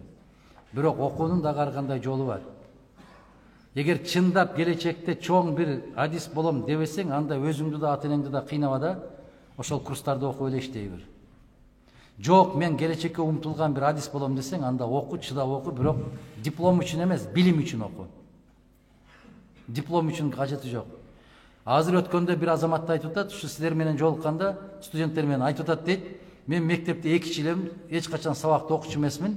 Качан болсо кантип акча табуунун жолун гана издей берчүмүн сабакта отуруп алып деп. Ошол бизге ориентир болобу? Эми ошого теңелишибиз керекпи биз? Мүмкүн ага бир кандайдыр бир жолдон келип калышы мүмкүн. Аллах эки түрдүү сыноо берет. Бирөөгө байлык берип сынайт, бирөөгө бийлик берип сынайт. Байлык бергендин баарын ойлобоңуздар. Ушуга берип атат го, ушундай экен го деп. Жок, мүмкүн ал азап берип атканын билбейт менде. Ошол аркылуу азаптап атканын. Кээде бирөө ооруп калса, какшай берет, жакшынакай эле жүрдү эле, эмнеге ооруй берет экен деп. А сиздер билбейсиздер. Мүмкүн ошол ооруу аркылуу Аллах инсанды өзүнө жакындатат. Ошол күнөөлөрү оорусу аркылуу жууйт. Муну дүйнөнүн азабына чыдап коюш керек. Кыйынчылыгына чыдаш керек. Адамдык жүзүбүздү жоготпошубуз керек. Мына менин аркамдан не деген сөздөрдү жазышып атат, Адам оозуна алгыс сөздөрдү дагы жазган учурлары бар. Көбүнчө кыздардын аты менен кирет ошолор. Ошолордун баары арамдан тамак таап, арам акча алып, күнүнө 1000 сомдон иштеп аткан баягы фейктер. Алардын азабы чексиз. Адам көтөргүс азаптары бар. Мейлі, біздің атыбыздан, біздің арқабыздан біз себепчі болып, нан таап, арам болса дағы нан таап жеп атқан болса, анын дағы азабы жақын. Бирок тилекке каршы түшүнбөйт алар. Жараткан бекер айтпайт, жигиттер, кыздар. Монол дүниедегі ақыретке зиянды іштердің барын бұл дүниедегі адашқандар үшін ал іштерін қоғыз қылып көрсетіп қойғанбыз дейді. Ошол қоғыз. Дискотеканы қарасаңар қоғыз. Түнкі клубтарды қарасаңар қоғыз. Қишаңдап билеп атқандарды қарасаңар қоғыз. Киініп алған жігіттерді, қыздарды кетіп бартқанын қарасаңар қоғыз көрінеді. Анын бары қоғыз. Эмне үчүн? Себеп ақыреттегі азап үшін. Саясатқа барам деген жаштарға қандай насаат айтасыз? Саясаттың жолы өте татаал. Эч качан разы болбойт. Ишенип коюңуздар. Артисттердин жолу эң оңой жол. Кайда барсаң оюн, күлкү, тамаша, гүл берет, эмне кылсаң да кечирет. Саясатты деген электен өткөрүп, анан калбырдан өткөрүп, анан элекке салат. Бирок жасап аткан ишиң үчүн эч качан эч ким рахмат айтпайт сага. Саясатчынын рахматыны тарых айтат. Кийинки муңун айтат. Ушул.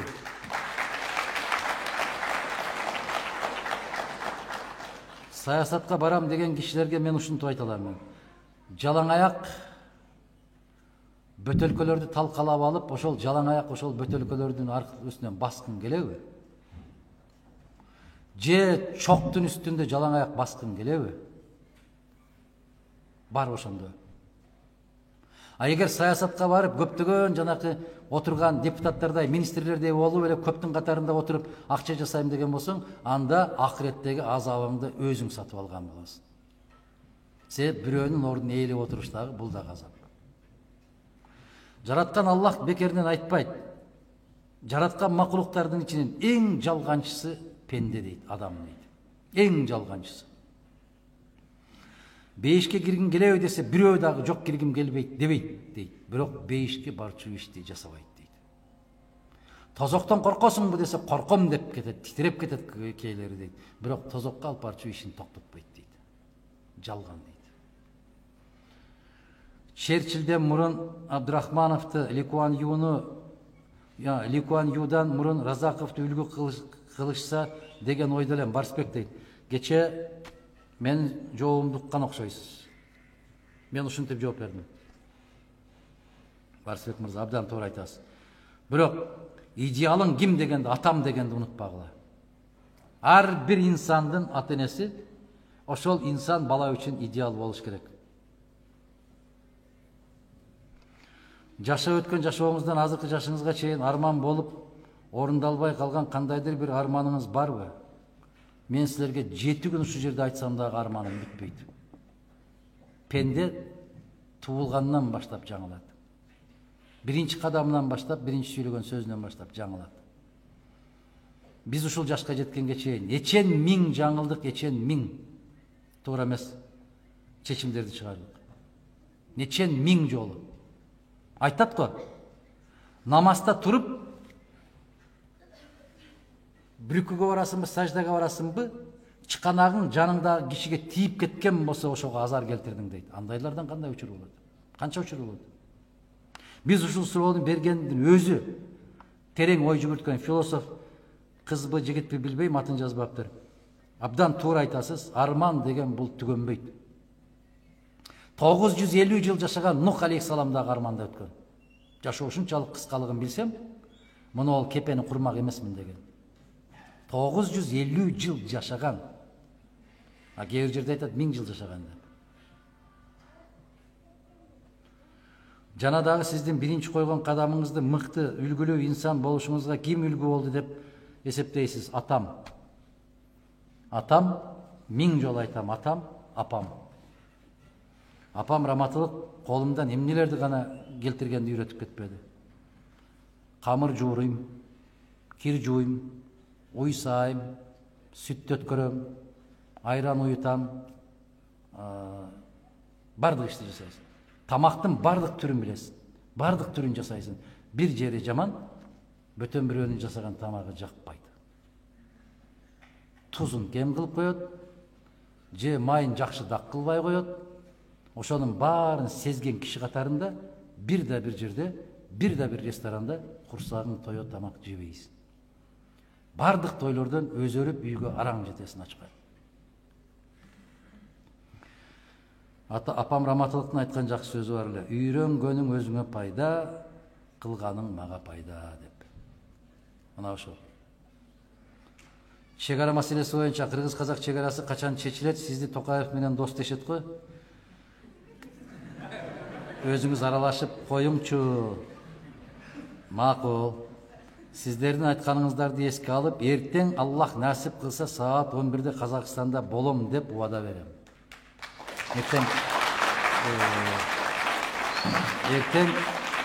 Эртең көрөсүздөр. Биздин комитет таң эртең менен Кордайга чыгып кетет. Кордайда Казак парламентинин эл аралык комитетинин депутаттары келет. Биздин жеке демилге менен, бүтүн Кыргызстан фракциясынын демилгеси менен Казак-Кыргыз чегарасында Казак-Кыргыз депутаттарынын жыйынын өткөрөлө деген демилгени сиздер уккан болсоңуздар керек. Мен көтөргөмүн, эртең Кудай кааласа бул маселени талкуулайбыз. Келечекте кандай элестетесиз? Кандай жакшы нерселерди сиздерден үмүттөнсөк болот? Келечекти мен силерден элестетем. Бирок коркуп кетем элестеткенде. Чын айтайын, аябай катуу корком. Келечекте силерден дарыгер чыгат, келечекте силерден сот чыгат, келечекте силерден прокурор чыгат, келечекте мугалим чыгат. Кандай деңгээлде кийинки муунду окутасыңар, кандай дарылайсыңар, кантип сот чечимин чыгарасыңар? Корком, чын айтам, корком. Алдыдагы максатыңыз жөнүндө айтып өтүңүзчү дейт. 2 сааттан бери сайрадым муну. Ассаламу алейкум, мен педагогика факультетинде окуйм. Азыркы учурда 2-чи курсмун. Жакында госпрактикага айылга чыкканмын. Аксы районуна ал мектептин директору менен жолугуумду чечимимди айтты.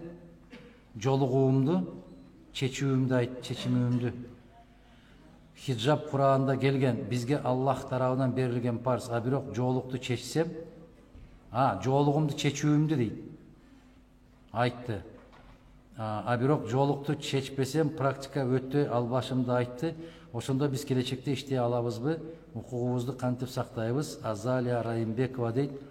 Ошол директордун өзүн текшериш керек да. Хиджаб дегенде силер кайсы хиджабты айтып атасыңар? Тургулачы, бирөө барбы хиджабта? Хиджаб кийген бирөө барбы? Эмнен айтып атасыңар хиджаб деп? Хиджаб силердики кыздар? Силердики хиджаб деп аталабы? Аны эмнеси жаман экен? Директорго эмнеге жакпай атат?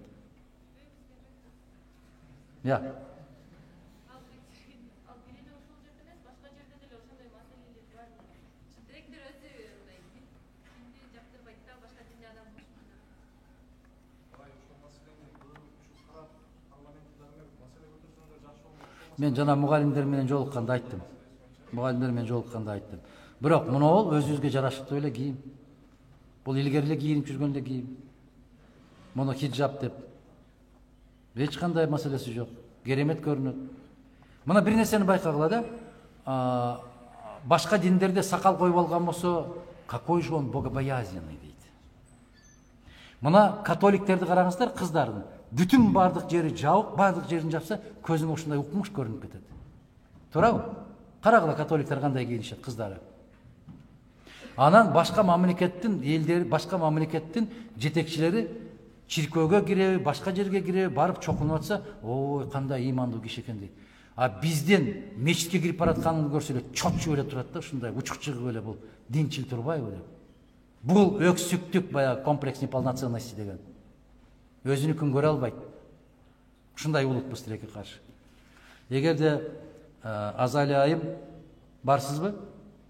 Ушул жерде болсоңуз, Азалия айым, эгерде сизди дагы бир жолу ошондой дей турган болсо, түз жогорку кеңеш Мадумаровго деп жазыңыз. Сүйлөштүк. Рахмат. Аллах келечегиңизди берсин. Жаштар окуу жайларда билим алалы деп жүрүшөт, айрыкча мугалимдик кесипте окуган студенттерге. Кээ эже агайлар, силер келечектеги педагог болосуң. Ошол үчүн мектепке барганда же жумушка кирип иштегенди балдарды урбагыла, кол көтөрбөгүлө деп акыл насаатын айтышат. Бирок практика учурунда мектептерде окуткан эжекелер болор болбос эле окуучуларга кол көтөрүшөт. Биз практикада кээ мугалимдер окуучуларга кол көтөрүшкөнүн көрүп билип эле жатабыз. Окуучуга кол көтөргөн мугалимди мугалим деп эсептейсизби? Эсептейм. Өтө эсептейм. Ошол кол көтөрүүгө татыктуу болгон окуучу болгон болсо, мугалимди атаң, энеңди кандай көрсөң андан да бийигирээк көрө бер. Сага ал устаз. Устаз не кылса, шакирт өзү билет. Анан бале болбоду азыр, кичине көкүрөгүнөн түртүп койсо эле сотко берип, баланын укугун коргогула деп. Биз койгула кыргыздар, койгула айнанайындар. Кой айнанайын. Кой жерге түш. Кой бир эле баягы эле ата бабаңдын салты боюнча. Көчөдө өтүп баратканыңда кошунаңдан бирөө туура эмес иш кылып койсо, жаагыңа бир чабат эле үйгө барып айткандан коркот элекпиз. Туура чапты да себеп. Ошон үчүн адам болдук да. Биз жаштар сиздин адилеттүүлүк, чындыкты чыркыратып айтканыңызды чоң үлгү алабыз. Аллахым сизден ыраазы болсун. Өзгөндүктөр сиз менен сыймыктанабыз. Сизде инсан миңден бирөө ушуларды таштап кетейин. Азыркы учурда окуп жаткан китебиңиз дейт. Бир учурда мен 3-4 китеп окуйм. Машинамда башка китеп болот, жумуш кабинетинде башка китеп, тамак ичип аткан жеринде башка китеп, уктап аткан жеринде башка китеп. Кайсынысын айтайын? Төртөөн тең айтсаң, жаткан жериңде Саид Нурсинин 4-үнчү китеби. Керемет. Ошол кийинки муунга жазган ушуну. Как раз ошого кайрылган. Иш бөлмөмдө могу жерде Айпери деген жардамчым турат. 7-8 китеп турат. Мына ушул жардамчы кызыбызга дагы жакында айттым мен. Бир керемет роман чыгыптыр, ошону окуп атасың, оку деп кызыгам дегенден бердим. Бир айга жакындап калды, китепти кайтара элек, же окуду, же таштады да. Ушундай. Жумуш бөлмөмдө турган китептер бул баягы Маркумдар үнү деген бир керемет китеп. Биринчи жолу окугам, экинчи жолу окуп атам, дагы бир жолу окуйсуң. Үйдө, залда дайым канчанчы жолу кайталап окуп атам билбейм, Куран турат. Бүтүндөй китептердин энеси ошол. Жатаарда окуй турган китеп бул Кытай философиясы. Аларды деле бир канча жолу кайталап окуйсуң. 3 күндөн кийин араб философиясына өтөсүң. Андан кийин азыр орус дүйнөсүн түшүнүш үчүн Бердяевдин философиясына өтөсүң. Турбайт, мындай турбайт, мындай китеп экен, андай. Бизде китеп түшкө табак эмне жедиң, кечки тамак эмне жедиң деген сыяктуу эле ал. Аны өзүнчө бөлүп карабагыла, жигиттер, кыздар. Кайсы китепти окуп атасыз? Ой эле, кайсынысын айтайын? Билим берүүдө география предметине кандай басым жасалыш керек дейт. Эгерде аң сезимди өстүрөм десе, географияны окуш керек да. Канча материк бар, канча өлкө бар, алардын экономикалык абалы кандай деген сыяктуу эле. Анан барып өзгөндү Баткенге кошуп берсеңер, анда чатак болот. Үй бүлөңүз боюнча маалымат берсеңиз, сизде мыкты инсандын уул кыздары кайсы китеп кесиптин ээлери дейт. 3 уулум бар. Аллахка шүгүр, экөө бүтүшкөн. Экөөнүн тең кесиби укуктануучу. Экинчисиники эл аралык укуктануучу. Бирок эч жерде иштешпейт. Фамилия жол бербейт иштегенге. Туура эмес фамилияны көтөрүп жүрүшөт. Ушундай, өздөрүнүн иши менен алек. Өздөрүнүн иши менен алек. Мен көп алардын ишине аралашпайм, кийлигишпейм. Өз оокатын баягы көпөлөктөй кылып чыгарып койгум келбейт. Жолун тапсын. Адам болсо болду мага, ким болсо ошол болсун, адам болсо болду.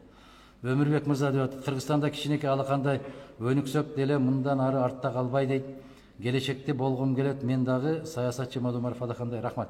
Саламатсызбы? Мен сабаттуу өнүккөн өлкөлөрдүн катарына кирген жумуш орундарын аздыгынан мекендештерибиз чет жакка чыгып, кыйналбаган коррупциясыз билимдүү жаштар дейт. Сиз Кыргызстан 5 жылдан кийинки өнүгүшүн кантип элестетесиз?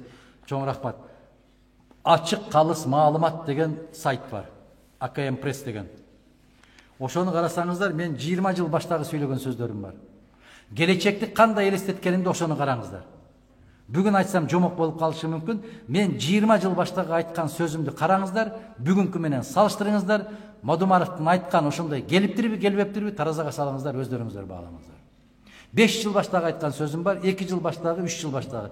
Мына кейде кыргыздар кезінде урду соқтуга алып калаттагы Зеленский жөнүндө соңку эле жазган эмнеси. Мадумаровдун көзү ачыкпы дегенде. Көзү ачык эмес, Аллах сактасын. Бирок саясатчы мурдунун учун эмес, 5 жыл, 10 жыл, 15 жылдан кийин эмне болушун билиш керек. Анан саясатчы бол. Анан бир базар куруп алып эле саясатчымын деп жогорку кеңешке барба. Зеленский келди кандай дейсиз дегенде, Зеленский Украинанын шоруна келди деп айткам мен 18-19 жылы. Көрдүңүздөрбү? Мен урду соктуга алган. Жаш жигит келсе көрө албай атат. Көрө албагандай мен ага күндөшмүнбү? Ким бул? Не деген түшүнүк бул? Көрө албай атат. Мына 3 жылдан кийин далилдеди. Украина СССРде Россиядан кийинки эң күчтүү өлкө эле, эң өнүккөн өлкө эле, эң баягы өндүрүшү керемет өлкө эле. Азыр 50 миллионго жакын калкы бар өлкө жок болду. Бул шор эмне? Оонда СССРден 3 өлкө мүчө эле. СССР, Белоруссия, Украина. Оонда союздун мезгилинде. Мына ушул өлкө жок болду. Жок, бүттү. Мына 8 областы бүтүндөй карамагынан чыгып кетти. Не болду? Эң бай, эң гүлдөгөн өлкө эле. Жок. Таш талканы чыкты. Талкаланган Ирактан өтүп кетти. Ошол бир кишинин, бир жигиттин кесепетинен. Тарыхтагы личносттун, жеке инсандын орду деген, роль личности в истории деген түшүнүк бар. Жеке инсан же коомду бактылуу кылат, же жеке инсан ошол коомду шордуу кылат. Саламатсызбы дейт ордолуштарына кош келипсиз. Суроом, азыркы учурда баарыбыз билебиз, социалдык тармактарда туура эмес же жалган маалыматтар таралып, провокацияга алдырып, же азыр өсүп келе жаткан жаш муундардын психикасы бузулууда дейт. Ошондой социалдык баракчаларды мамлекеттердин чектөөгө киргизсе болобу дейт. Болот. Муну киргизишибиз керек. Азыр эми бийлик өзү ошондой жалган маалыматтар менен алек болуп аткандан кийин кантип үлгүрөбүз? Айттым го жана, добуш берсең эле жалгыз каласың. Эгерде мүмкүнчүлүк болуп калса, кайсы улуу инсандар менен баарлашмаксыз? Баары менен. Мага улуу инсан баары. Мисалы, 80-90догу айылдагы бир аксакал бар. Аттын сырын мыкты билет. Баарлашкым келет. Бирөө бар, куштун сырын мыкты билет. Аны менен баарлашкым келет. Бирөө бар, шалыны мыкты эгет, мыкты өстүрөт. Аны менен баарлашкым келет. Разаков боюнча көп айтасыз, үлгү тутасыз, ал кишинин кайсы сапатын жогору баалайсыз. Мен эмес, СССРде, Москвада ушундай баа бериптир, кече музейинде жазылып турат. Бул инсанда өзгөчө мекен сүйүү сезими, өтө сабаттуулугу жана инсанда жок маданияттуу кичпейилдиги деп мүнөздөмө бериптир Москвадан ошол инсанга. Мен ошол сапаттарын жактырам. Ошо киши 5 тилде бирдей сүйлөгөн. Орусча сүйлөсө, орустардын өзү таң калган. Өзбекче сүйлөсө, өзбектөрдүн таң калган. Тажикче сүйлөсө, мына Лев Толстой менен Гогольдун чыгармаларын орусчадан өзбекчеге которгон киши ал. Өзбекстанда билим берүү министри болгон киши. Элестетпейсиздерби? 27 жашында Өзбекстанда пландоо кызматынын жетекчиси болуп отурат. 31 жашында Өзбекстанда 3-чү киши болуп отурат. Борбордук комитеттин катчысы болуп. Караңыздар. 35 жашында Кыргызстанга келип атат. Өкмөт башчысы болуп. Карагыла, 40 жашында биринчи катчы болуп дайындалып атат. 45-чи жылы бүт баары талкаланган мезгилде. Бул киши өтө чебер болгон, чечен болгон, оратор болгон. Немис тилинде да сүйлөгөн. 2 жашында энесинен, 7 жашында атасынан жетим калып тоголок өскөн. Мына ушундай инсанды тарбиялаган СССР болгон, Исхак.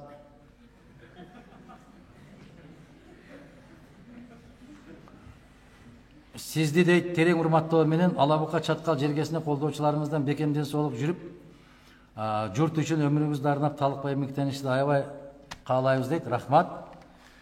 Жакипов Умар мырза, орыс тили акыркы учурда өсүп, кыргыз тили чөгүп баратат. Ага ким күнөөлүү? Ким күнөөлүү? Бая эле сүйлөштүк, кайра кайтылбайлы.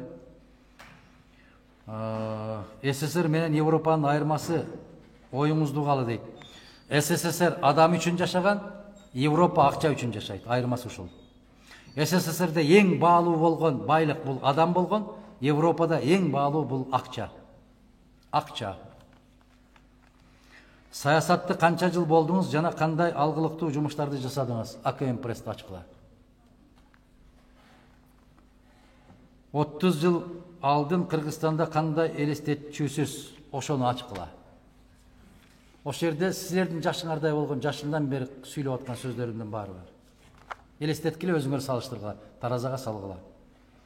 Кыргызстандын азыркы билим берүү системасы сапаты жөнүндө оюңуз. Сапат 0.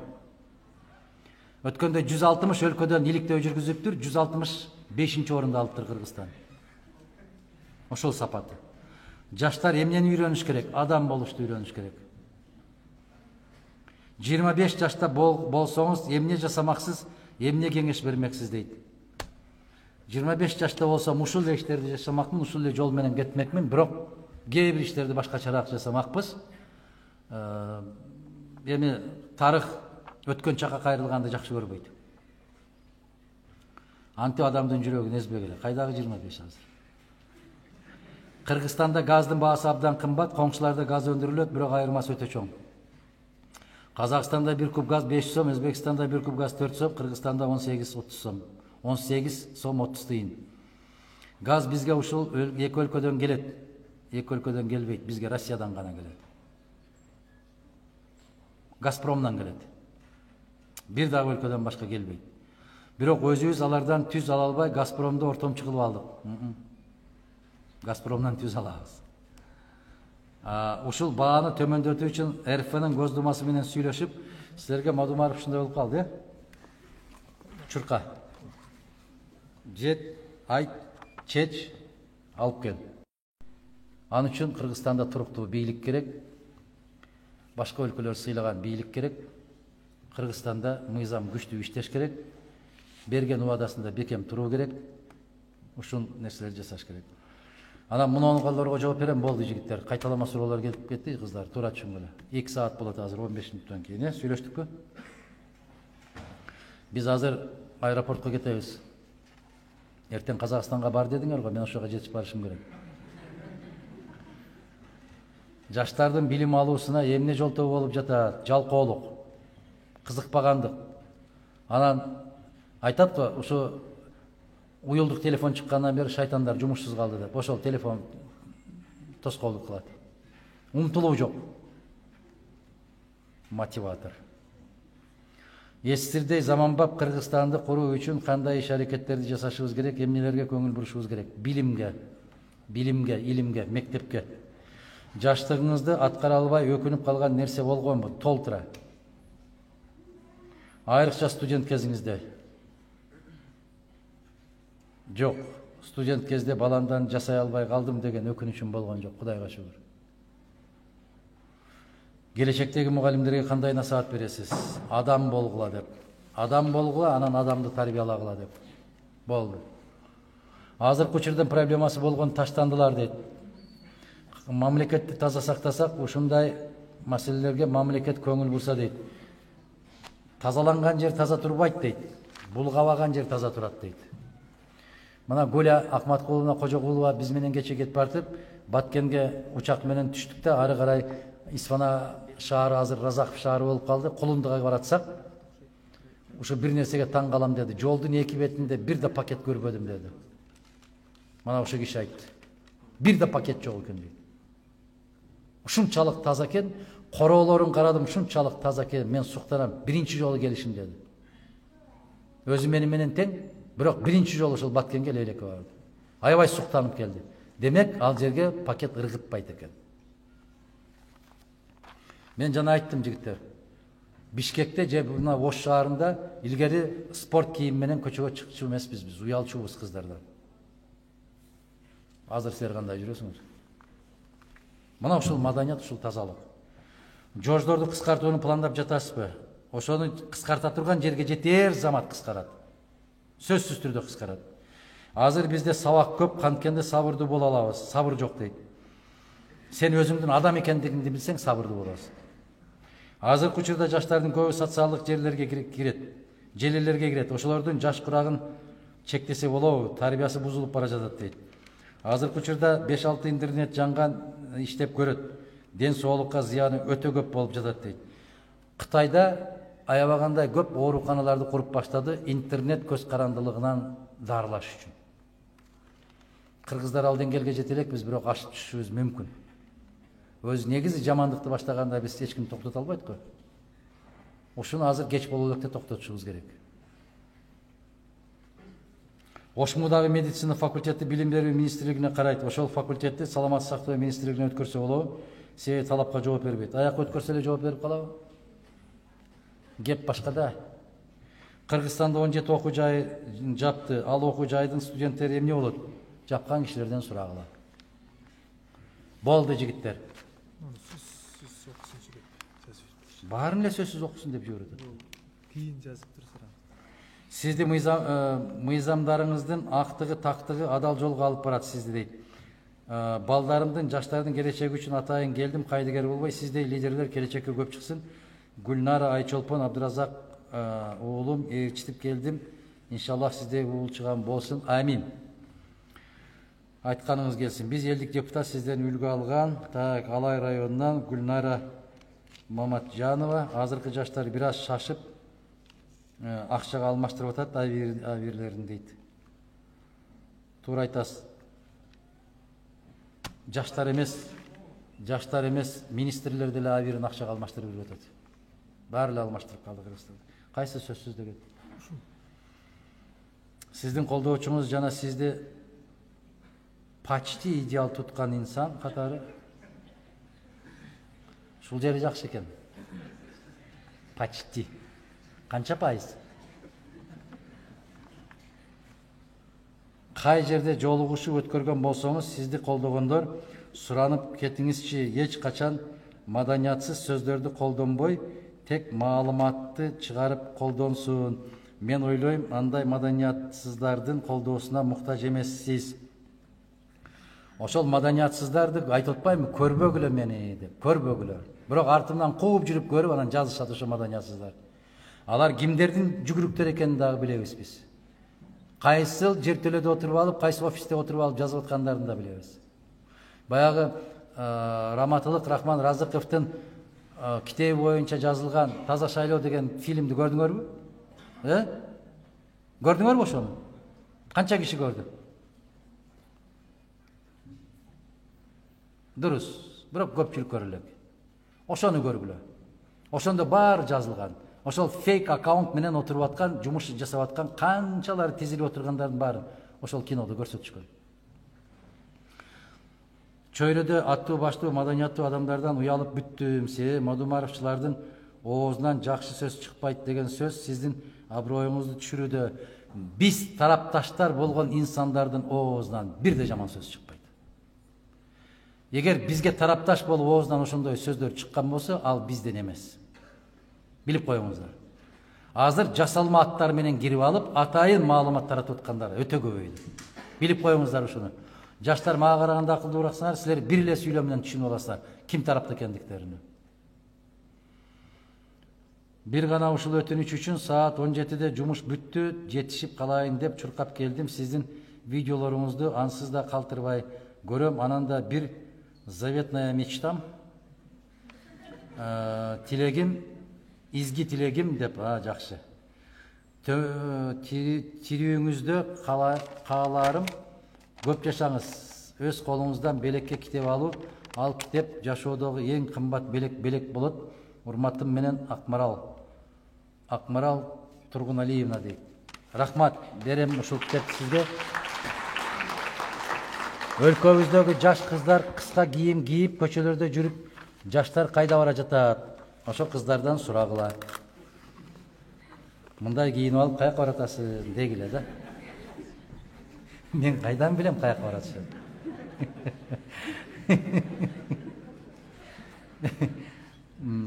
кийим сатуучуларга өлкөдөн кыска кийим саттырбай койсо болот. Кыздар, жигиттер, ушул суроону бергенде жаштар сизге ишенебиз дейт. Мага ишенсеңер ошондой кийим кийбегиле. Ошондой кийим кийбегиле, анан каяка баратканыңарды айтып койгула. Коом кайда баратат деп сурап атат да, коом ушул жол менен барса каяка барабыз биз деп атат. Улут өңүн жоготот. Улут улуттук населин жоготот. Каяка барат элек? Анан акырында жок болобуз. Кудай сактасын ошону. Суроолор бүттүбү? Бер. Ассаламу алейкум. Хош келипсиз ошо. Учурдун келечектин үмүтү бул жаштарга. Анан жаштарга канчалык деңгээлде көңүл бурулуп атат, сиз жаш эмес. Менде суроо мындай. Кыргызстанда көпчүлүк университеттер, ар кайсы Американын университети бар, орустардын, же болбосо түрктөрдүн окуулары деле мындайча айтканда мектептери да бар.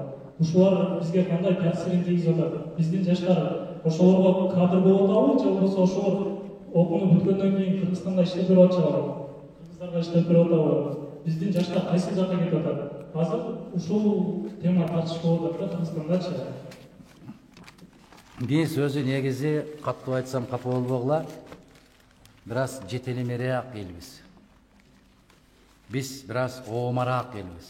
Бир аз эмес, кыйла эле оомабыз. Казакстанга барып 2 жыл иштеп калсаң, сосун посун деп келесиң. Россияда барып иштеп калган болсоң, если деп ушундай биз оомабыз, негизи оомабыз. Мойнубузга алышыбыз керек. 10 кыргыз иштеп аткан жерге бир башка бирөө кирип калса, тарс эле ошол жака бурулуп кетебиз. Анан кайсы жактан окуп аткан болсо, ошонун идеологиясын сугара берген биз кимбиз? Биз адамбызбы? Биз өзгөчөлүгүбүз барбы? Бизде каада, салт, нарк, насил, намыс, ариет барбы? Эгер намыс болгон болсо, биз бөтөн бирөөлөрдүн кийимин киймек эмеспиз. Караңыздар, кошуна мамлекеттерди караңыздар. Мен өткөндө бир жыйында айттым. Карагылачы, Кыргыз Республикасында Дунган жогорку окуу жайы барбы? Я, мектептер барбы? Телевидение барбы? Гезит барбы? Эмне үчүн алардын бүтүндөй бир тап-таза сүйлөшөт? Бөтөн өлкөдө. Бирдеме десең эле айтасыңар, орус мектепте окуп калдым деп. Кайсы мектепте окусаң деле сен адамсың го акыры, инсансың го. Мен түшүнбөйм деп. Ошону менен өксүк өзүн өзү жогору сезгиси келет. Мен жана эле Манас Бердибеков агайыңарды эстедим эле. Аны силер көрбөй калдыңар, Манас Бердибеков. Бишкекке келсең дейт, 2 кыргыз сүйлөшүп атат дейт. Ты где читаешь деп. Сен кайда окуйсуң дегенди сурап атат дейт. Вот этот деп өзүн көрсөтөт дейт. Я что ли дегенди билбейт дейт. Я университет читаю деп айтат анысы дейт. Ошол керекпи кыргыз деп 21-25 жыл башта айткан экен.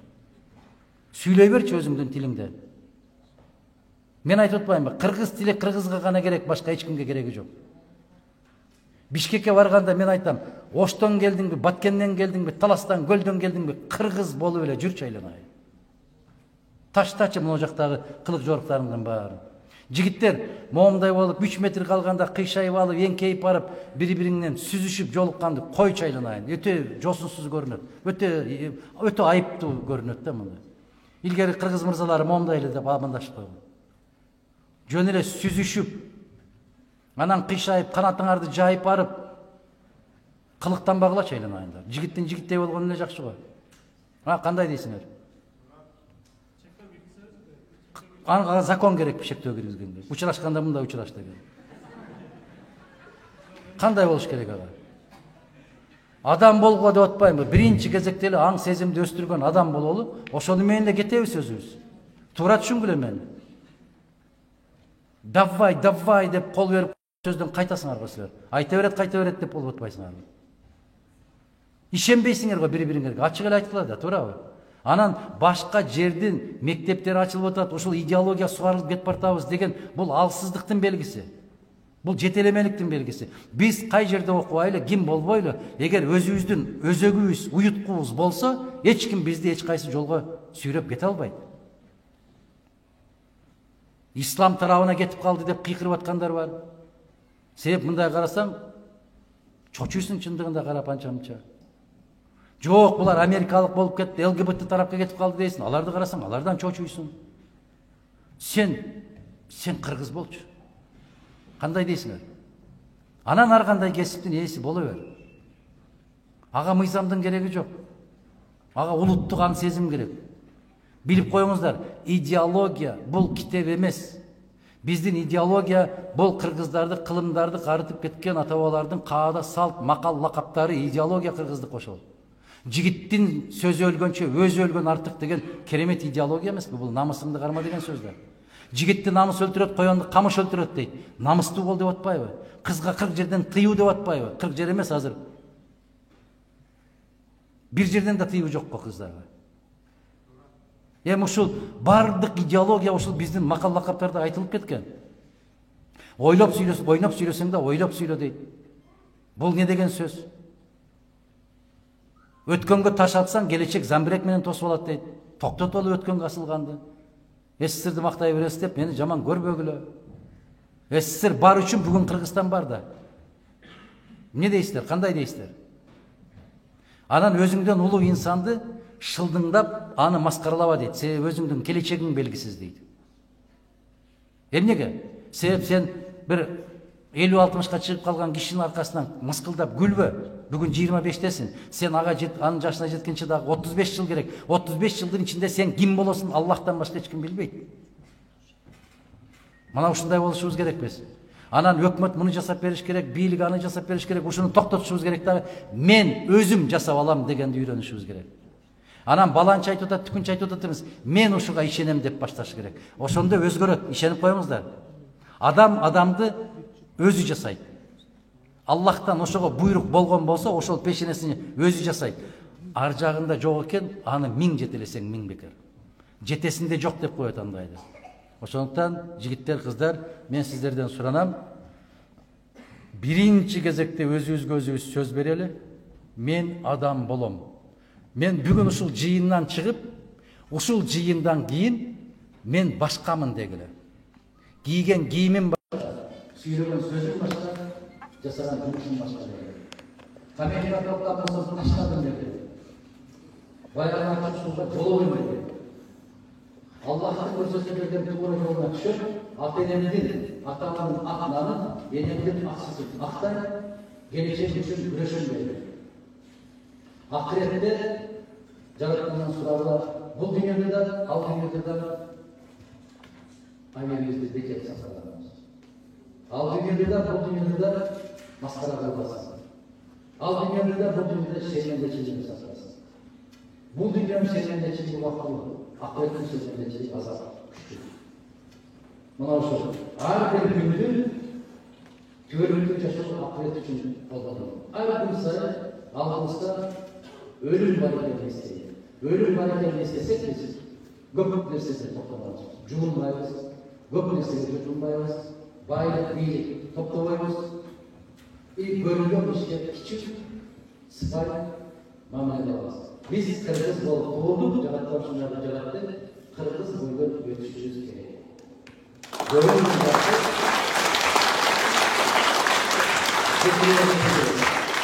Yönet bağlarında kendi karşısız bilgiler. Bundan da başka kırgızlarda. Biz geldiğimizde ayağımız çocuk cağın sıcaksızsın. Şanı değil, gün çayda açsak etken olsa cağın çok çayda açsak etken değil. Biz de son aynı bir sigar bundan da bir şeyiz. Uluğumuzda çocuk. Ben sizlerde kavramlarım çok. Gördüğünüz sınırlar arayın. Boşaltımlarda bölür. Altında yollar. 2 saat olsa da telefonda tutuyorlar, çırak koyduğunuz görüşü yapıyorlar. Bu erkek çocuklar, 2 saat telefonda ama sizlerde okumaktan arayıcı kelimelerinde büyük bağırarak ne şey okuyorsunuz? İnsan versin, iman versin. Sizlerde sabır versin, size bilim alıp, iğnemen kulluk kazanmayı, çıranızda bilimde umutlular vermişler, bizden şayda arkadaşlardan şurayla adam gözünü etkençe okuş gerek. Okuş gerek, büyüleriz gerek. Ama ümitsizlik degenlik kanday yaşar. Bizim Peygamberimiz sallallahu aleyhi ve sellem aytadi, eğer bir onunda iki koçak turgan bolsa, kıyamet başlangandan bulup kalsan dagı, oşol koçakta oturguzup kalgan. Karаңыздар, мында артық тағы жоқ деген мәселе. Ошол көчөткө отургузуп калдык. Мына азыр бир көзөмөлдөн кийин аалам болуп, бүтүн соолор асманга булуп болуп чыксалар, ошол эки көчөткө отургузуп калдык. Бул деген сөз соңку деген чыкканча көзүн жумуп кеткенче жакшылыкта үмүт үзбөйбүз. Ошол үмүт менен жашайлы, ошол аракет кылайлы, өлкөбүз башкалардан кем эмес. Özgürlüğü tek olarak olup bizim yaşlarımız 160 orunda nasıl bilimden geliyor olacak. Yok degende 100'lüktün içine girelim. Ben ötkönde Kazak Memleket Üniversitesi'nde olduk, Almatı'da. Bana hoş oldu biz ötkön 200 üniversitetin Katar'dan birlikte sıyınlıklara oturuşacak. Ana ben kızılıp suradım. Bizden okul üniversiteler Cevuz Memleketler Üniversitesi kaçıncı orundayken dese orun yok kendisi. 800 yılda da yok. 1000'in içinde de yok kendisi. Assalamu aleykum. Ümitli şu an. Evet. Biz o çok büyük çıkarırız. Hareketli var. Ben şu an bağlayacağız. Bağlamalar yeni mıhtı sorular verilen insanlarda kitap veriş gerek деген bu işlerden şunlarda talalar eken. Bunu halk aytsa halk aytmayt деген kitapты men жазган жокмун. Men жаздым. Belgili jurist дипломат деген Нарын областынын Нарын районунун Дөгөн деген айылында туулган. Азыр 70-ке келип калды. Керемет insan. Ошол бүтүндөй мен жөнүндө гезиттерде кандай ушактар жазылган 2000-жылдары ачыгында кандай болгон ошонун баарын юрист катарында иликтеп жазып жүргөн экен. Миң жолу рахмат айтам ушул кишиге. Мына далил тарыхтары. Мына битеп учкулга айланган сөздөрдө men qaysi so'zlarni aytsam shu bugun ел arasida singib ketganda баягы өз киндигибизди өзүбүзгө сенип өз киндигибизди өзүбүзгө көтөрөлү деген сыяктуу сөздөр азыр эми бул эл макала болуп кетти да, эми кезинде бир инсан тарабынан айтылган сөздөр учурга айланып кеткен, ушуларды жыйнап жүргөндө муну чыгарды. Мына ушул китептерди могу жерде Марал деген айыл сөзсүз окумуш деп жиберген сиздер. Siz kim anladın? Siz gelin. Özünkünü de tak.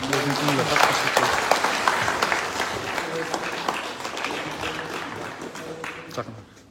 Yeni bir bunu uçkul bayramdan söylüyordu. Uçkul bayramdan söylüyordu. O kaçtı bunlardan bir gelin. Gelin.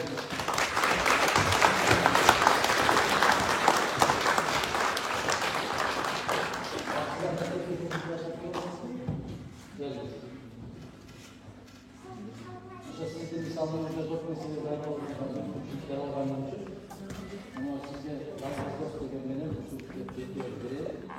yalnız dost degen bu Asamat Masayeş Zalkar insanların bizden çok ötkörgön gündörden bir gana bir elesi 10 yıl boyu çok uçurduk. Bir özgöçe uçurlar. Al kişi jönde çok kitap yazsakları azlıklar.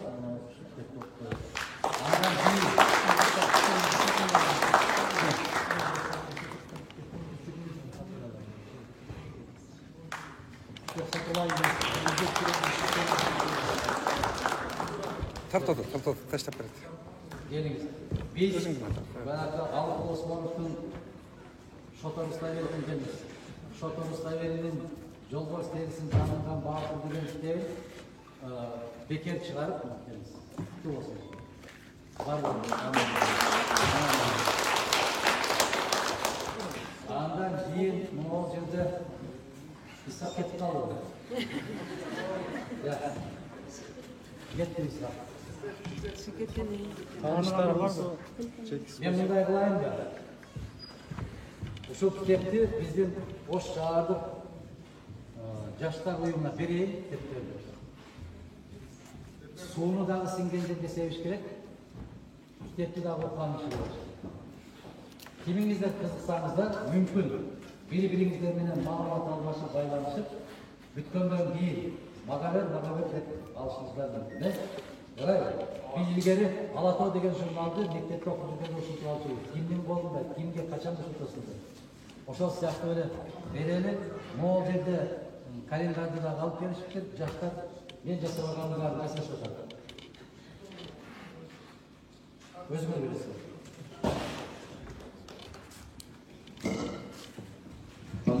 Жигиттер, баарыңыздарга жараткан узун өмүр жаш берсин. Жараткан тілегіңіздерді берсін. Эч качан эл каратып өзүңүздөргө жер каратпасыз. Жаштын тилегин жараткан берет дейт. Тилегиңиздер түз, ниетиңиздер ак, келечегиңиздер тең. Ата-энеңиздер кандай ниет максатта тарбиялап өстүргөн болсо, ошол ата-энеңиздердин үмүт акталган элибиздин, жерибиздин, мамлекетибиздин даңкын алыска чыгарган мыкты азаматтардан болдулар. Мен айтпайм, келечекте бийик кызматтарга же чоң акчаларга ээ болууга деп, мен айтарым бирөө гана адам болгула дагы бир жолу ошол инсанга таандык болгон баардык улуу касиеттердин баарын жараткан сиздерге беришин чын дилден тилейм. Сиздерди жаратканыңыз жалгыз шайтандын, напсинин азгырыктарынан, жин шайтандардын, адам шайтандардын азгырыктарынан жараткан өзү коргоп жүргөн болсун. Жүрөгүңүздөр таза болсун, алдына койгон максаттарга жетип, эки дүйнө жараткандын рахматына бөлөнгөн пенделердин катарына болушту насип эткен болсун. Rabbana atina fid dunya hasanatan wa fil akhirati hasanatan wa qina azaban nar bi rahmatika ya arhamar rahimin. Барлығына жетті, қыздар. Чоң рахмат Урматтуу жаштар, жактуу сиздерге жолугушуу. Биздин долбоорубуздун эң алгачкы коногу сиз болдуңуз. Ошол себептен сизден суранып кетебиз. Ош шаарында ушул иш-чараны уюштурган бул жерде жаштар бар. Алгачкы коногубуз катары менен отдельно сөз кетчү болот. Өзүнчө. Жаштар менен дагы чогуу түшөбүз. Буюрса. Азыр сыртка чыгабыздар жана тепкич бар да. Ошол жерде тизилебиз. Бир гана сүрөткө түшөбүз, анан мен аэропортко чыгабыз. Жарайбы? Белгилүү жерде сайлоого кечип отурабыз. Урматтуу мекендештер, өзүңүздөр көргөндөй Ош шаарындагы жаштар менен студенттер менен болгон Мадахань Кимсанбаевичтин жолугушуусуна күбө болдуңуздар. Ушун менен жолугушуулар Баткен областына, Ош областына болгон эл менен жолугушуулар аяктады. Кийинки күз эфирлерибизден кайрадан жүз көрүшкөнчө, амандашканча баарыңыздар Аллахка аманат, бар болуңуздар.